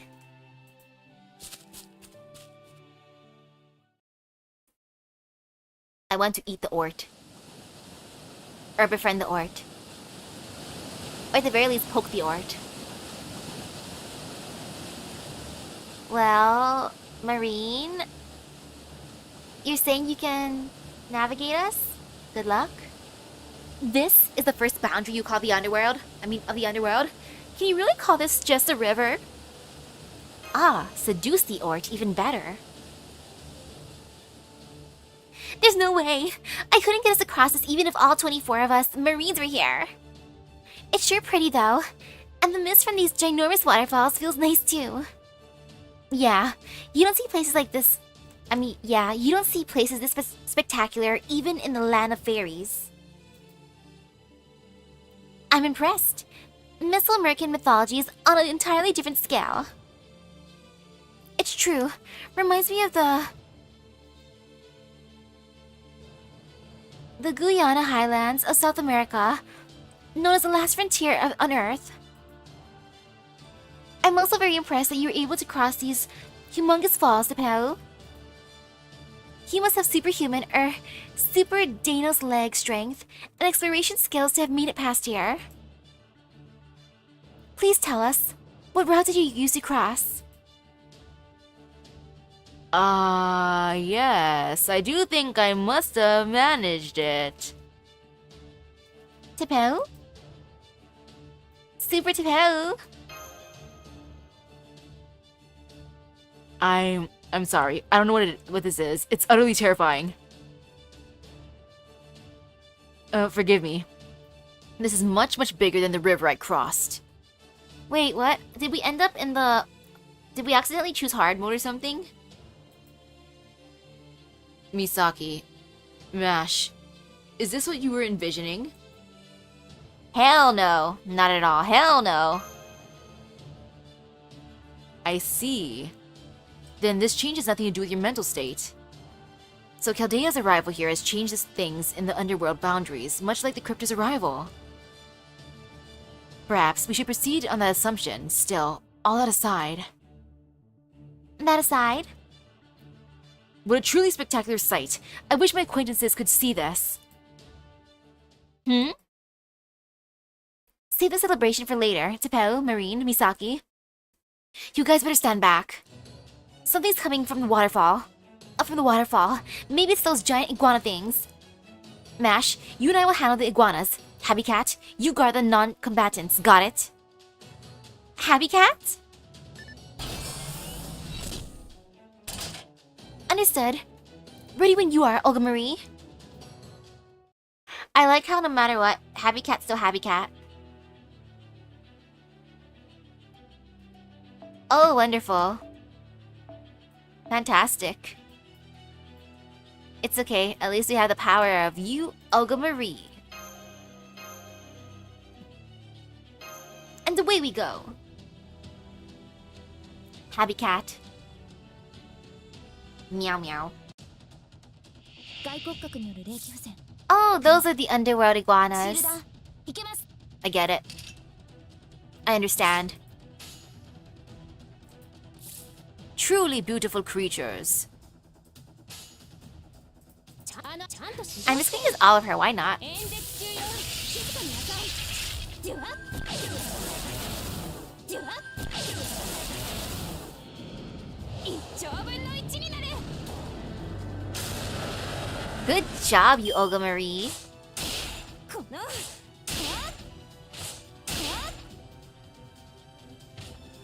Okay, yeah, we got this for sure. Just be fine. 最大ダメージお任せください Go get him. Smash, smash. はあじゃギャラクシ Yep, so far so good. Four left. Ouch. Ouch. ーこの Ouch. Next.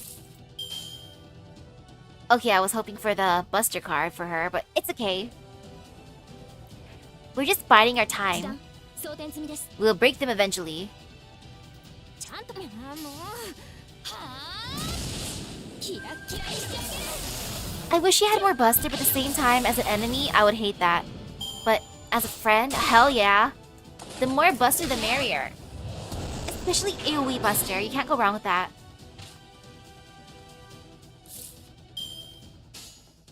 Speaking of the AoE ちゃん Buster, としもうあの辺りね Let's go. ギャラクシー動かないで演説中よ静かになさい Ah, so close. 絶対に逃がさない and then there was one.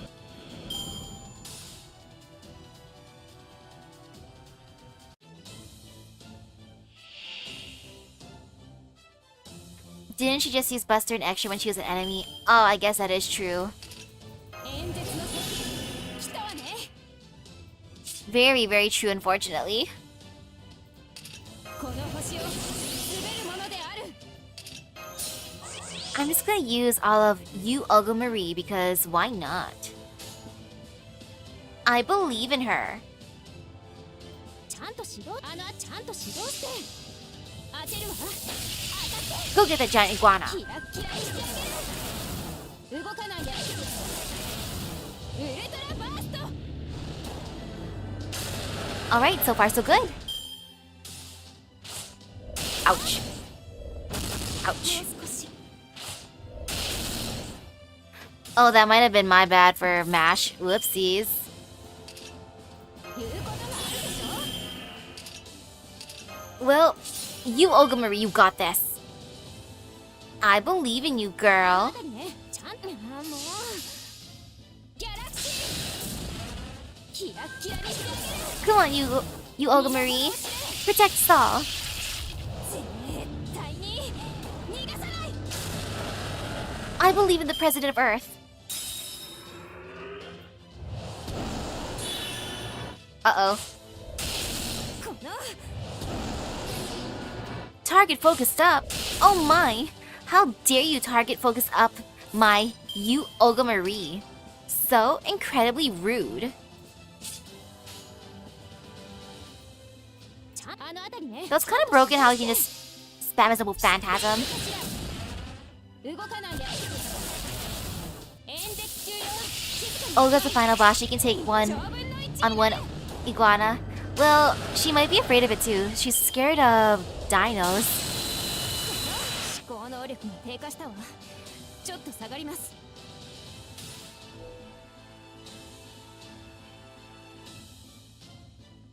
I'm debating if I want to use a lay alone or if I want to withdraw. Decisions.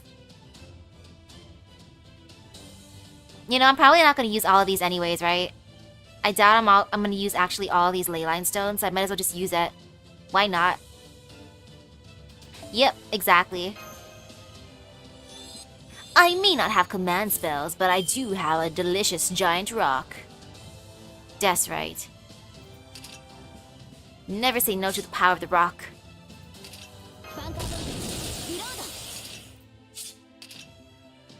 Believe in the rock.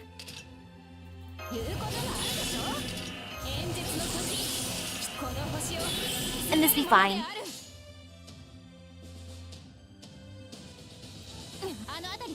Now go get him.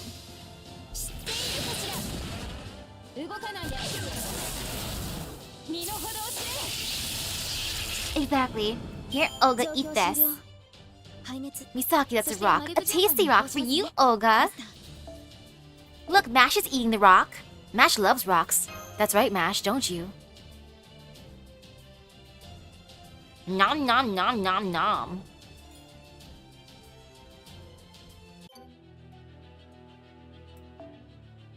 And onwards.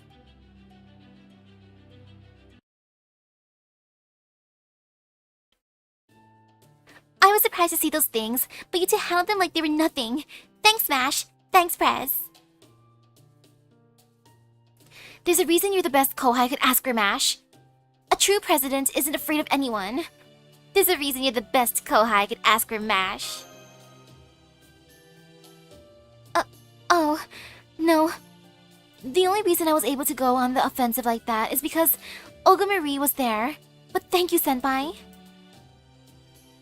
Nice job, you two.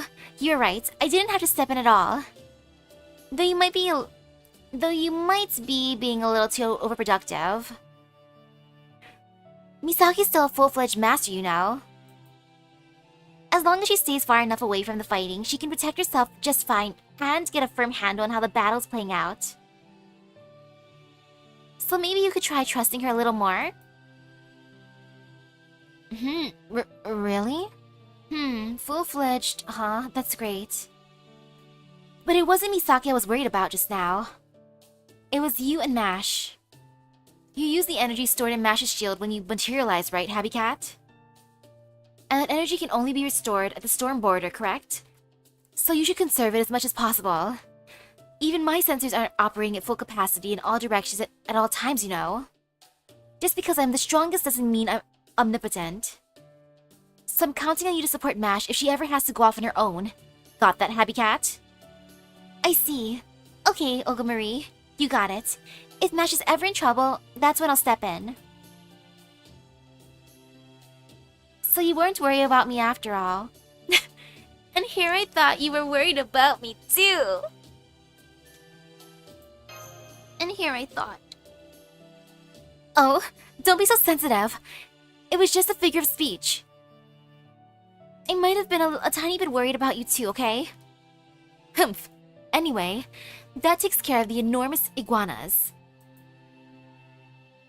So what do we do now, Tipeo? It's not like we're going to swim across, right? No, I can't swim at all. Last time I chopped down trees to make a raft, but that's clearly not going to work now. I'm afraid not. These falls are too big, but these falls are anything but even. More importantly, they're just too big. It'll be like trying to cross the ocean. Ah, yes. You mentioned oceans back in the cornfield. Exactly how large is an ocean? Oh, it's huge. It's a massive road of water that goes on forever in all directions. The ocean is filled with hopes, dreams, romance, and adventure. It's my true home. When we're done, I'll tell you all about it. Oh my. I can't wait. I do love how you see the world, Marine. Still, I'm afraid this isn't quite the time to admire the view. We still have to cross it, but we can't swim across or use a raft. What should we do, Master? If only I could summon a heroic spirit who could sail us across. If only I could summon a heroic spirit who could fly us across. True. Off the top of my head, I can think of Noah, Moses, Icarus, Sinbad. Any of those heroic spirits would probably have a noble phantasm that could get us across this, river. Mash, I've never summoned any of them. Imagine if I could, though. Unfortunately, that's not an option right now, though we still don't understand why that is, so...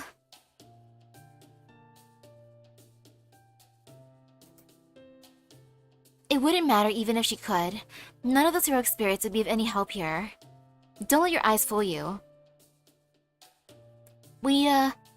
A mythological approach, which means we need a servant who's familiar with the underworld.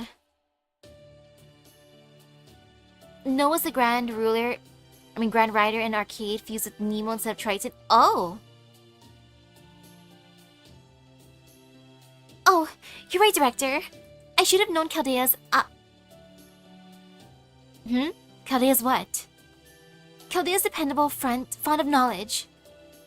Font? Excuse me, did you just say Chaldea? I hope I didn't mishear you. If I didn't, that would be wonderful. But the others would all pick on me if I did mishear you, and I really don't want that. Whoa, whoa, whoa, whoa. Dumbfounded! You know, I like this group photo. Beautiful.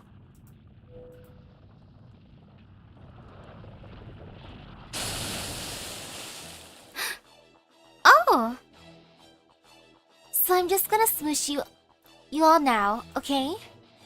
Don't worry, it won't hurt. You don't have to be scared. It'll all be over in an instant. Something big's here. Well, you know I'm into this.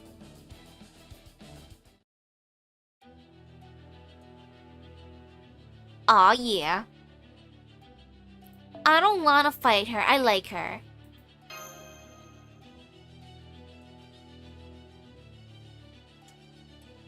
Hey, hello, hello. Christmas is pretty good so far.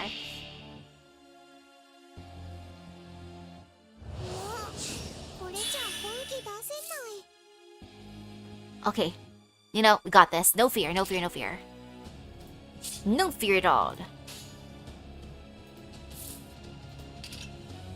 Okay, Abby Cat, you got this. Current objective, survive. For reals.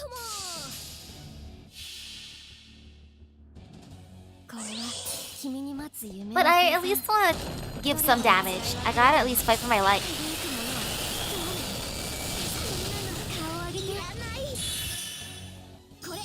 Wait, no Habitat third skill? Uh-oh.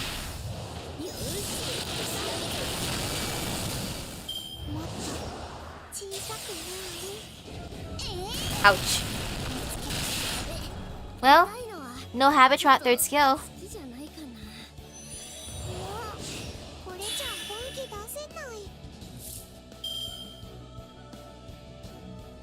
Oh my goodness, she is terrifying.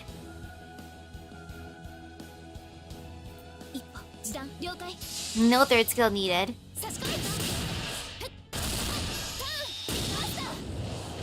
Oh.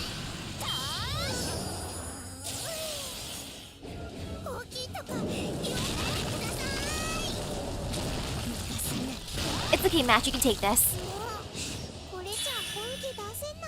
Good job, Mash. Taking it like a champion.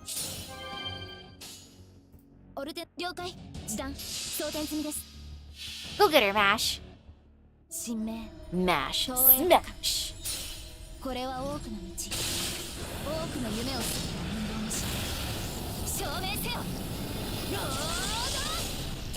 And also stay healthy, Mash, please.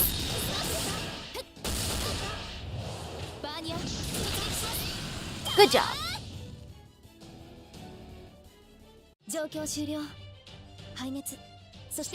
Oh, nice. Wow, look at me raising my bond with Happy Cat. Which is hilarious considering that she went down.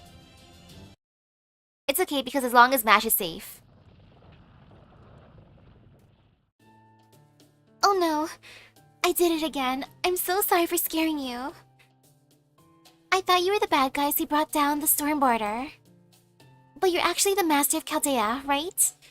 Do you know who I am? Of course! Sorry, I don't remember you. Of course I know who you are. Yay! I knew it was you, Misaki. I'm so glad to see you again. King Protea at your service. Wait, what? How are you just talking to her? Isn't she dangerous? Is she actually your ally or something? Wait, is it just anything goes with servants? I'm surprised too, but it's true. Protea isn't giving off any hostile readings. Plus, Master seems to already know her, and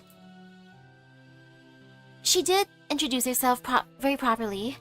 It's nice to meet you, Protea. Oh, I know.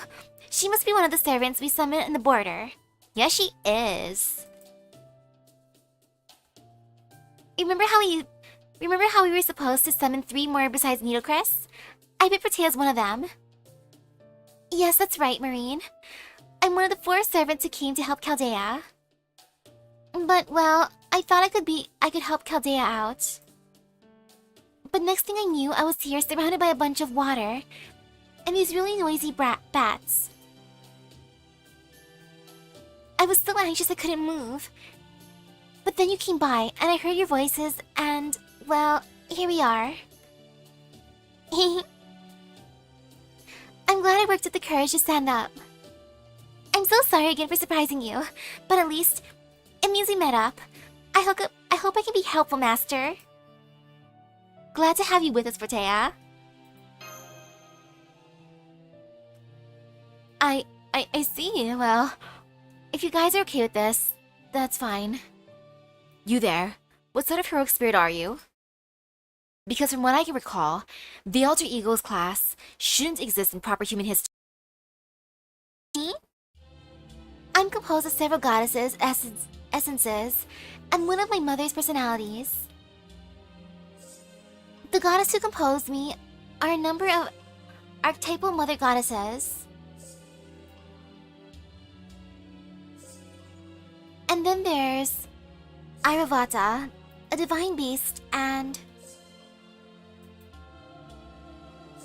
Huh? There's something else mixed in with me? That's weird. What could this be? Iravata? The one from Indian mythology? The Iravata was born from the ocean of milk? Yes, that's right. According to that myth, the gods declined and had left a surface devoid of vitality, leaving behind a dead world. So to bring life back to the world, the gods joined with the Asura, their sworn enemies, and performed a ritual meant to revive and rebuild the world. That was the ocean of milk. It was a tremendous feat that brought life back to the dead world. The gods poured the ocean of milk all across the world, churned it, and created Amrita, the nectar of immortality. That same process also led to the birth of Iravata, an elegant white elephant who swam across the ocean of milk. A world divided of vitality, creating life from death. Does it mean that this event took place in the underworld? That's right. Protea has a trait that lets her cross both the sea of life and the sea of death. Which means... Hey, yeah! We can just have her carry us, and since she's so big, there's plenty of room for all of us. Hey, watch it, Marine. Even if you don't mean anything by it, you shouldn't call people big unless you know they're okay with that. Alright, I'm sorry. As punishment, I'll just swim across on my own. No, it's okay. I'm just glad to hear you say that. Although, you want me to help you all cross the river by being your boat? Maybe? Yes? Please? Is that what you want too, Misaki? Would you mind, Protea? Okay, you got it. I'm technically a kaiju, so I don't know how gentle I can be. But I've never had such a big job before, so I'll do the very best I can. I believe in her. This is a nice boat.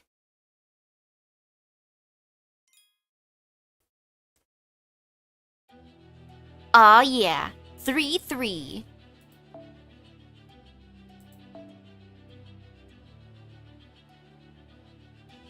I wonder if anyone's awake in the house yet.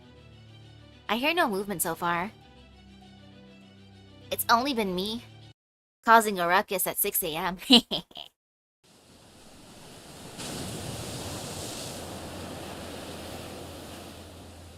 Wow, you're so fast, Protea. You could even give Captain a run for his money when he's in his merman form. Uh-oh, there's another drop of 200 meters ahead. What's Protea gonna do?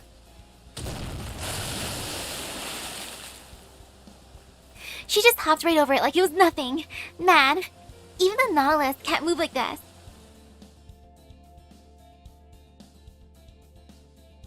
Marina's sitting on top of Protea's head, pretending to steer her. Protea's having a lot of fun with it too. I guess they have no trouble getting along since both of them are tied to the sea. It's great to see Protea enjoying herself. I wanted to ride in her head too.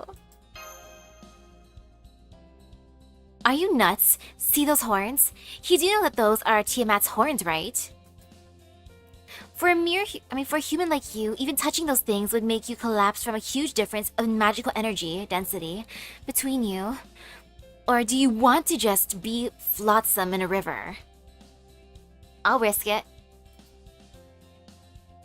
On a different note, I still can't quite believe she's truly able to carry all of us. To think, King Protea can change her size at will. She was already an astonishing size even before she grew large enough to fit us all in her hand. But why are you floating up there by yourself, U-Olga Marie? There's plenty of room down here on King Protea's palm.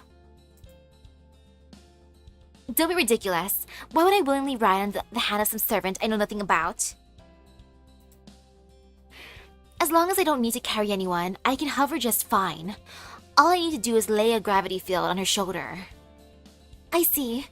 So you're essentially having her tow you. What a clever way to conserve your energy. You'd be a great president in the age of green energy. Hey, cut the crap out, would you? I can't tell if you're praising me or raising protests. Oh, I'm sorry, Director. I'm just so happy to be with you again that I keep running my mouth. Forget it. I can tell from the color you're emitting that you're saying this out of affection.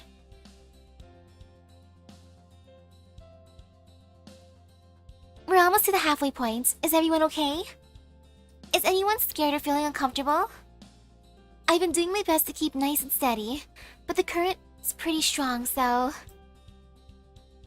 It's been an unbelievably pleasant ride. I haven't had this much fun in a long time. It's been an unbelievably pleasant ride. Oh, I'm so glad to hear that. I've really only ever been good at breaking things, so I'm so glad to be helpful for once. Thank you for trusting me even though I'm so big. Say, Master of Chaldea, once we finish crossing, could I But why? Huh? Protea? That blood's coming from Protea's back. Protea! Protea? No way! Something cut Protea's back. Oh man, I gotta patch her up. Gills! I'm sorry, I'm not nurse. Something's here. I can't see it, but there's definitely something. Come on, Protea. If you collapse now, everyone's gonna drown. You've gotta hang in there. That is a lot of wounds for her. Hold on, everyone. I'll at least get you to the nearest shore.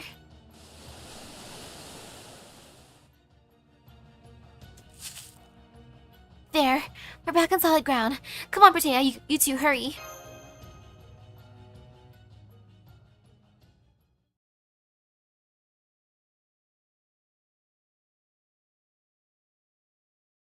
Protea? No!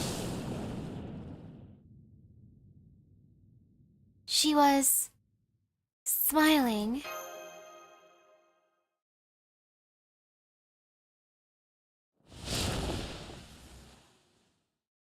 What an utter disgrace. She was meant to bar your way, not open it. Treachery. The reward for treachery is death. I bring death. So I had to kill her. She had to die in the underworld. Ha, ha, ha.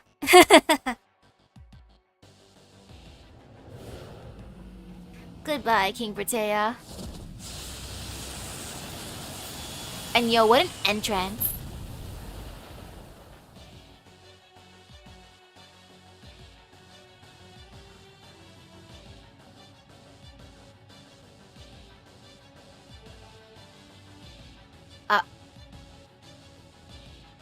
Who this?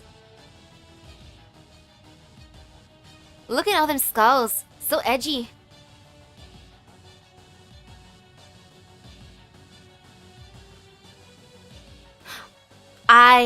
Okay, I like that expression. Hello, sir. Welcome, apes. Welcome, underworld pilgrims. You're welcome here. What delight it is to see new sacrificial blood in boring old Mictlan. Now remember my name and remember it well. I'm the bringer of death, the king of the underworld. I am Gachamas, the winged headhunter of the living. You hurt Britea. Britea. Oh, her, I see. So you're interested in her too. Fine, I can share. Unlike Tiskat's Lipoka, I'm generous. Oh, look at that face. That tastes terrible.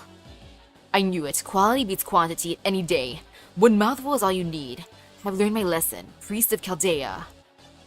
Servant blood is truly awful. I should have kept my curiosity under control. He knows about Chaldea? Get out of my way. Sure, I'll get out of your way. You and I are going to be seeing a lot of each other, so I want to make sure we're on good terms. But give me a chance to rest my wings. We kings aren't much for exerting ourselves. Gachamas, that's the name of the menacing bat god who lives in the mine underworld and drinks human blood. If that's your name, then you must be.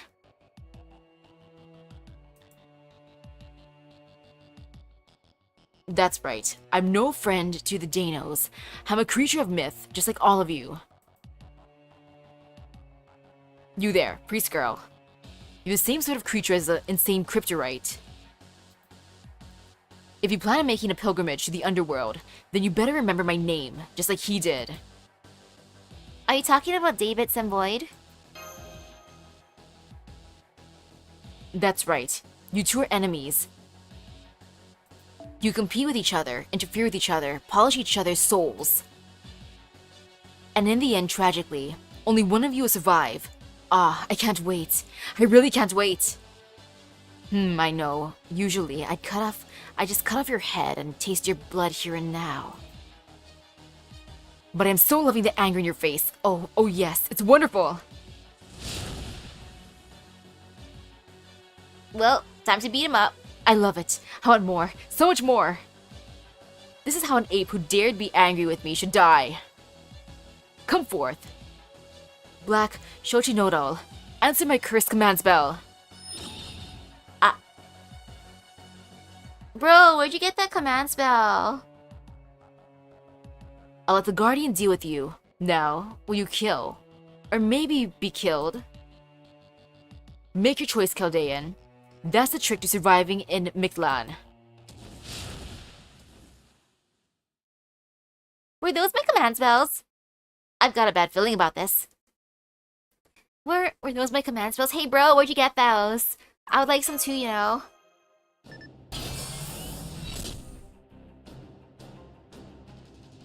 The one calling himself Gachamas has vanished, and now I'm picking up a different but very powerful magical energy signal. It's about 40 meters below us, and it's coming up the cliffs right now. Be careful, everyone. I'll be careful, Mash. I'll try my best, Mash.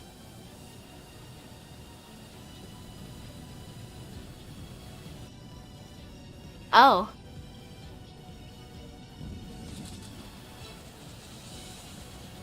Well...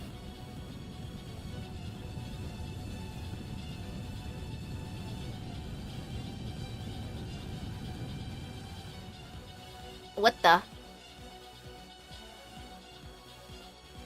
No way, is that... King Protea? He stole my girl. How freaking dare he? No way, is that... It is. Her spirit origin is different, but still King Protea.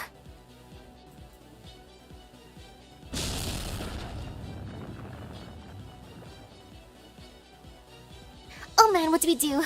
Look at Protea, she's out for blood. There's gotta be mind control or something at work here. Mind control, of course. I don't want to fight her. I know, but we have no choice. As big as she is, she'll just catch us if we try to run. Whether we want to beat her or escape, we're going to have to really wallop her. Misaki, Mash, use the black barrel without the dead counter. That should at least be enough to stun her. And whatever you do, focus on getting out of here alive. Master, please prepare for combat. I'm going to neutralize the giant enemy servant. Okay, got this. Hello, hello. Ah yes, up to 2 party members can be set. Well, let's do this.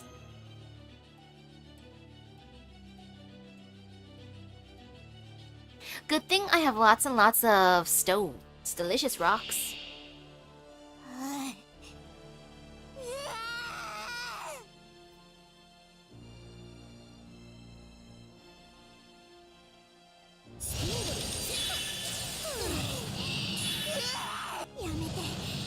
Okay. This shall be fine. Yes, just do not do third skill. No, do the thingy. Hey, hello, hello. Yep, I accept friend requests. And ooh, look at all these MASH cards. Beautiful.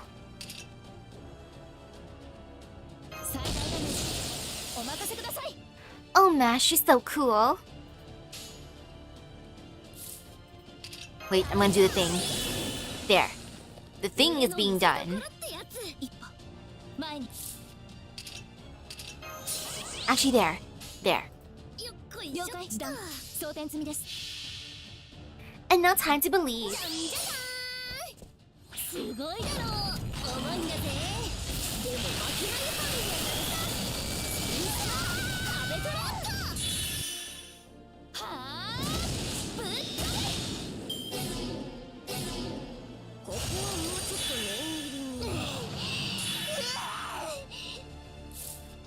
That made the fight way harder? Wait, why? I thought we were supposed to stun her.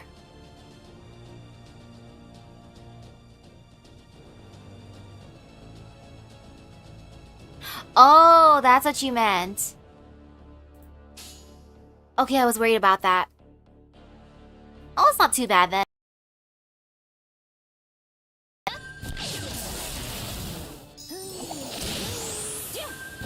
It's okay, Happy Cat can fill up her gauge.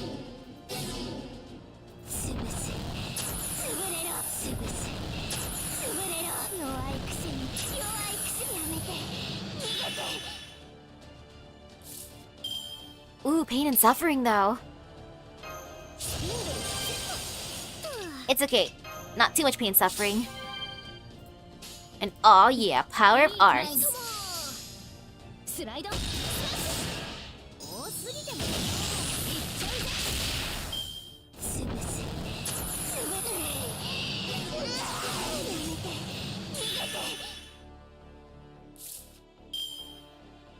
Well, she's done, so it's okay. Just be fine, for now. Might as well fill up gauge. 戦うところがあるのなら And away we go. 神明東映保管これは多くの道多くの夢をする運動にし証明せよロードキャメロット Thank you, Mash. Thank you, U-Olga Marie. And now Happy Cat's ready. But for the funsies, why not? 被弾収束パラドクス的 Good job, Mash. Mash is just there for fun. だこいしょ見せないわよ Me. いいよ Thought you still won't show me, huh? 前に U-Olga Marie. 君に待つ夢の生産どれほど辛い別れでも響くものはどう顔を上げてこれ使う Good job, Happy スラ Cat. イド Battle finish. Aw, yeah. Beautiful.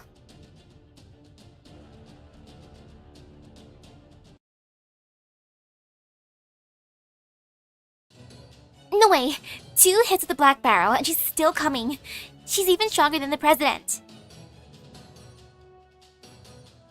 How's Lostbelt 7 going? Not bad at all. I hate to admit it, but it's true. Damn it, why am I so weak? Let's just run. She won't be able to see us once we're under the cover of the jungle.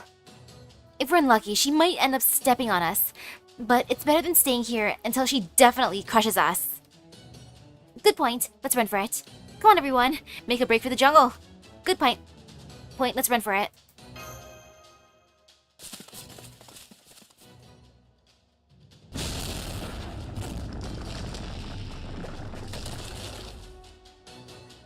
Oh man, she's pounding on the ground like crazy. We're not gonna make it. Stay calm, Marine. Remember, Kamazats called her Shochitono. If she truly is a guardian of the underworld, then she'll need to stay in the river and won't be able to follow us into the jungle. All we need is a little luck, and we'll get to safety. Then we're all set. I've got galactically good luck. Even when your chances are 99 to 1 against drawing the short straw, I draw it every time. Oh no. Oh no, her luck's worse than mine. Isn't that the opposite of just, Who turned off the lights? Well.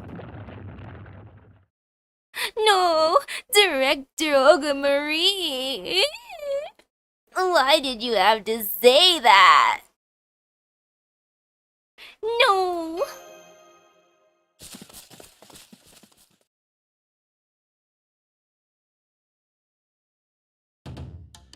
Let's talk strategy. Seeing you go from flat as a pancake back to normal is kind of... That's our present for you. No worse for wear. I noticed you waited to come back for me until it was safe. Did you enjoy seeing me flatten like that? Maybe. Now, we've come awfully close to being wiped out. The important thing is that we're all safe and sound. Sure, but now we have an even bigger problem. Is there nothing we can do for Protea? She couldn't hear us at all. Even the river looked so... red. That was because Protea was still bleeding from the wounds in her back. I tried, but I couldn't help her close her wounds. She didn't even cry out in pain. I don't know much about mythological beings. Have any pain receptors? About that, I hope it doesn't mean she couldn't cry out regardless of how much she was bleeding. Protea, we've got to capture Kamazats and make him turn her back. Protea, my baby. That bastard! When I get my hands on him, I'm gonna make him turn Protea back to normal. Well, this is quite the conundrum. Protea got us halfway across the river, but now she herself blocks her progress. If we don't eliminate her, we'll never be able to make our way through the first layer of the underworld. You mean kill her?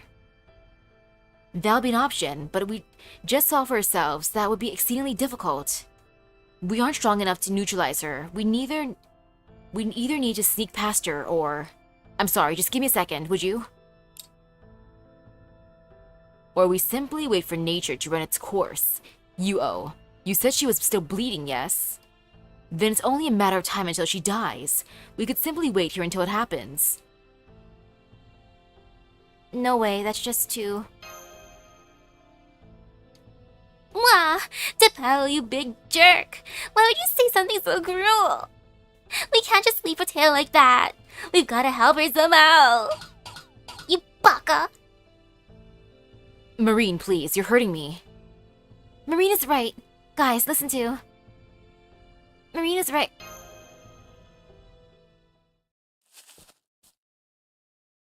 Wait, I can hear footsteps. Someone is coming this way. Who's there? Who you is? It be he. Merry Christmas, everyone. There! That's the thing I wanted. The Christmas line, of course. Now I want to know what he's gonna say tomorrow. If we rewatch the scene, will he still say Merry Christmas or will he change? I guess we'll find out tomorrow. Or tonight, more like. I love it. Well, thanks, Rasputin. Merry Christmas, everyone.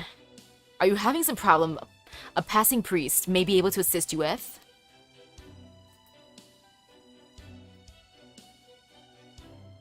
Maybe. You think it only ever plays a scene you got? Dang! Well, it'll be interesting seeing people's, other people's screenshots, I guess. Cause that's cool, that's what I wanted to see today. That was the goal for today. I feel good. And now I'm gonna throw like a few... I'll give one multi-pull to the banner for today. But I will do my free quartz... free quartz, but you know what I mean. My one quartz first. And then afterwards, I'll see if anyone's awake, if there's any food. If no one made food yet, I'll make myself instant noodles. Ooh, maybe I'll make one of the noodles my friend got me. I only opened up that one present. She gave a bunch of Hololive merch, Indomie, curry chicken, and onion, and lip balm. I'm kind of a dummy though for not using the lip balm yet. I should have because my lips are actually super duper chapped even though I've been drinking this entire water bottle. That's my bad. That is on me for not using the lip balm. She sent vanilla bean and cucumber mint. But silly me just kept it in there. In the package. I'm just like, aw, so sweet. Oh well. Oh, apparently he says good morning normally. That means you gotta play it during morning time. Otherwise, nah. Merry Christmas is better. And now for the one multi-pull. Will it be a Christmas miracle?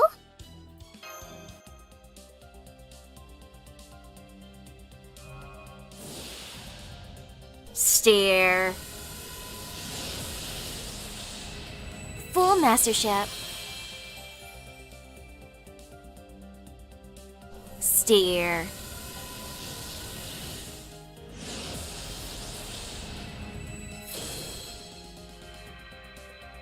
Alexander.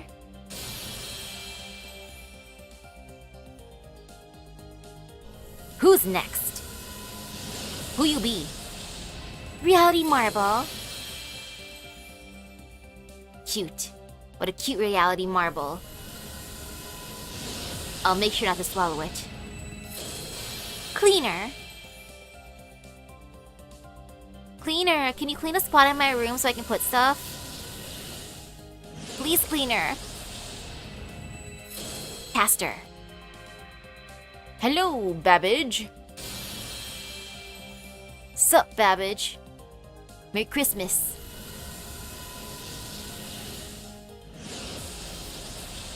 Next is... again, Jinke.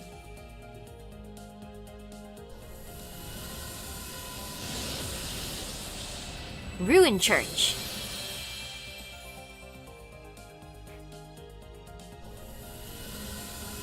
And then there's a Seba.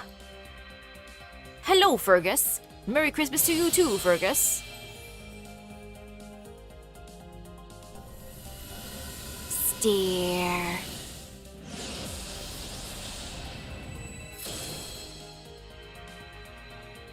Hector! Hector, please! Please! Help me find more Gacha luck, Hector! Hector! Don't leave me, Hector! Caster. Hey, Medea! Hey, girl! I would like some Kaikilon, please. Can you put in a good word for me with your aunt? Unwithering flower? Well, that's not bad.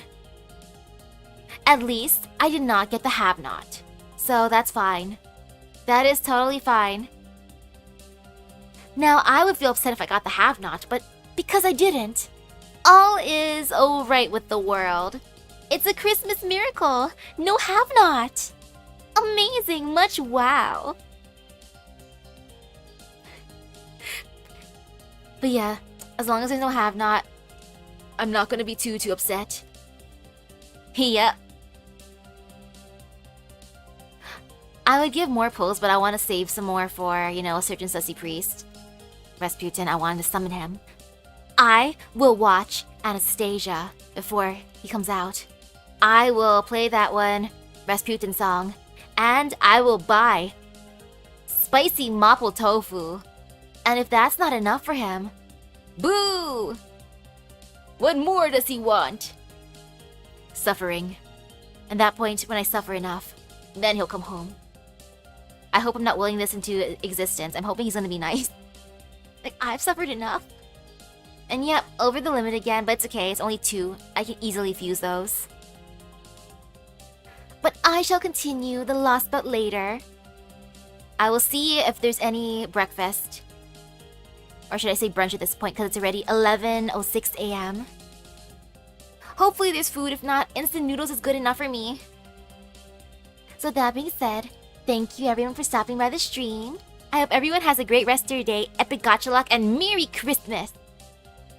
Merry Christmas. I shall see you guys later. I'm hungry. Bye-bye.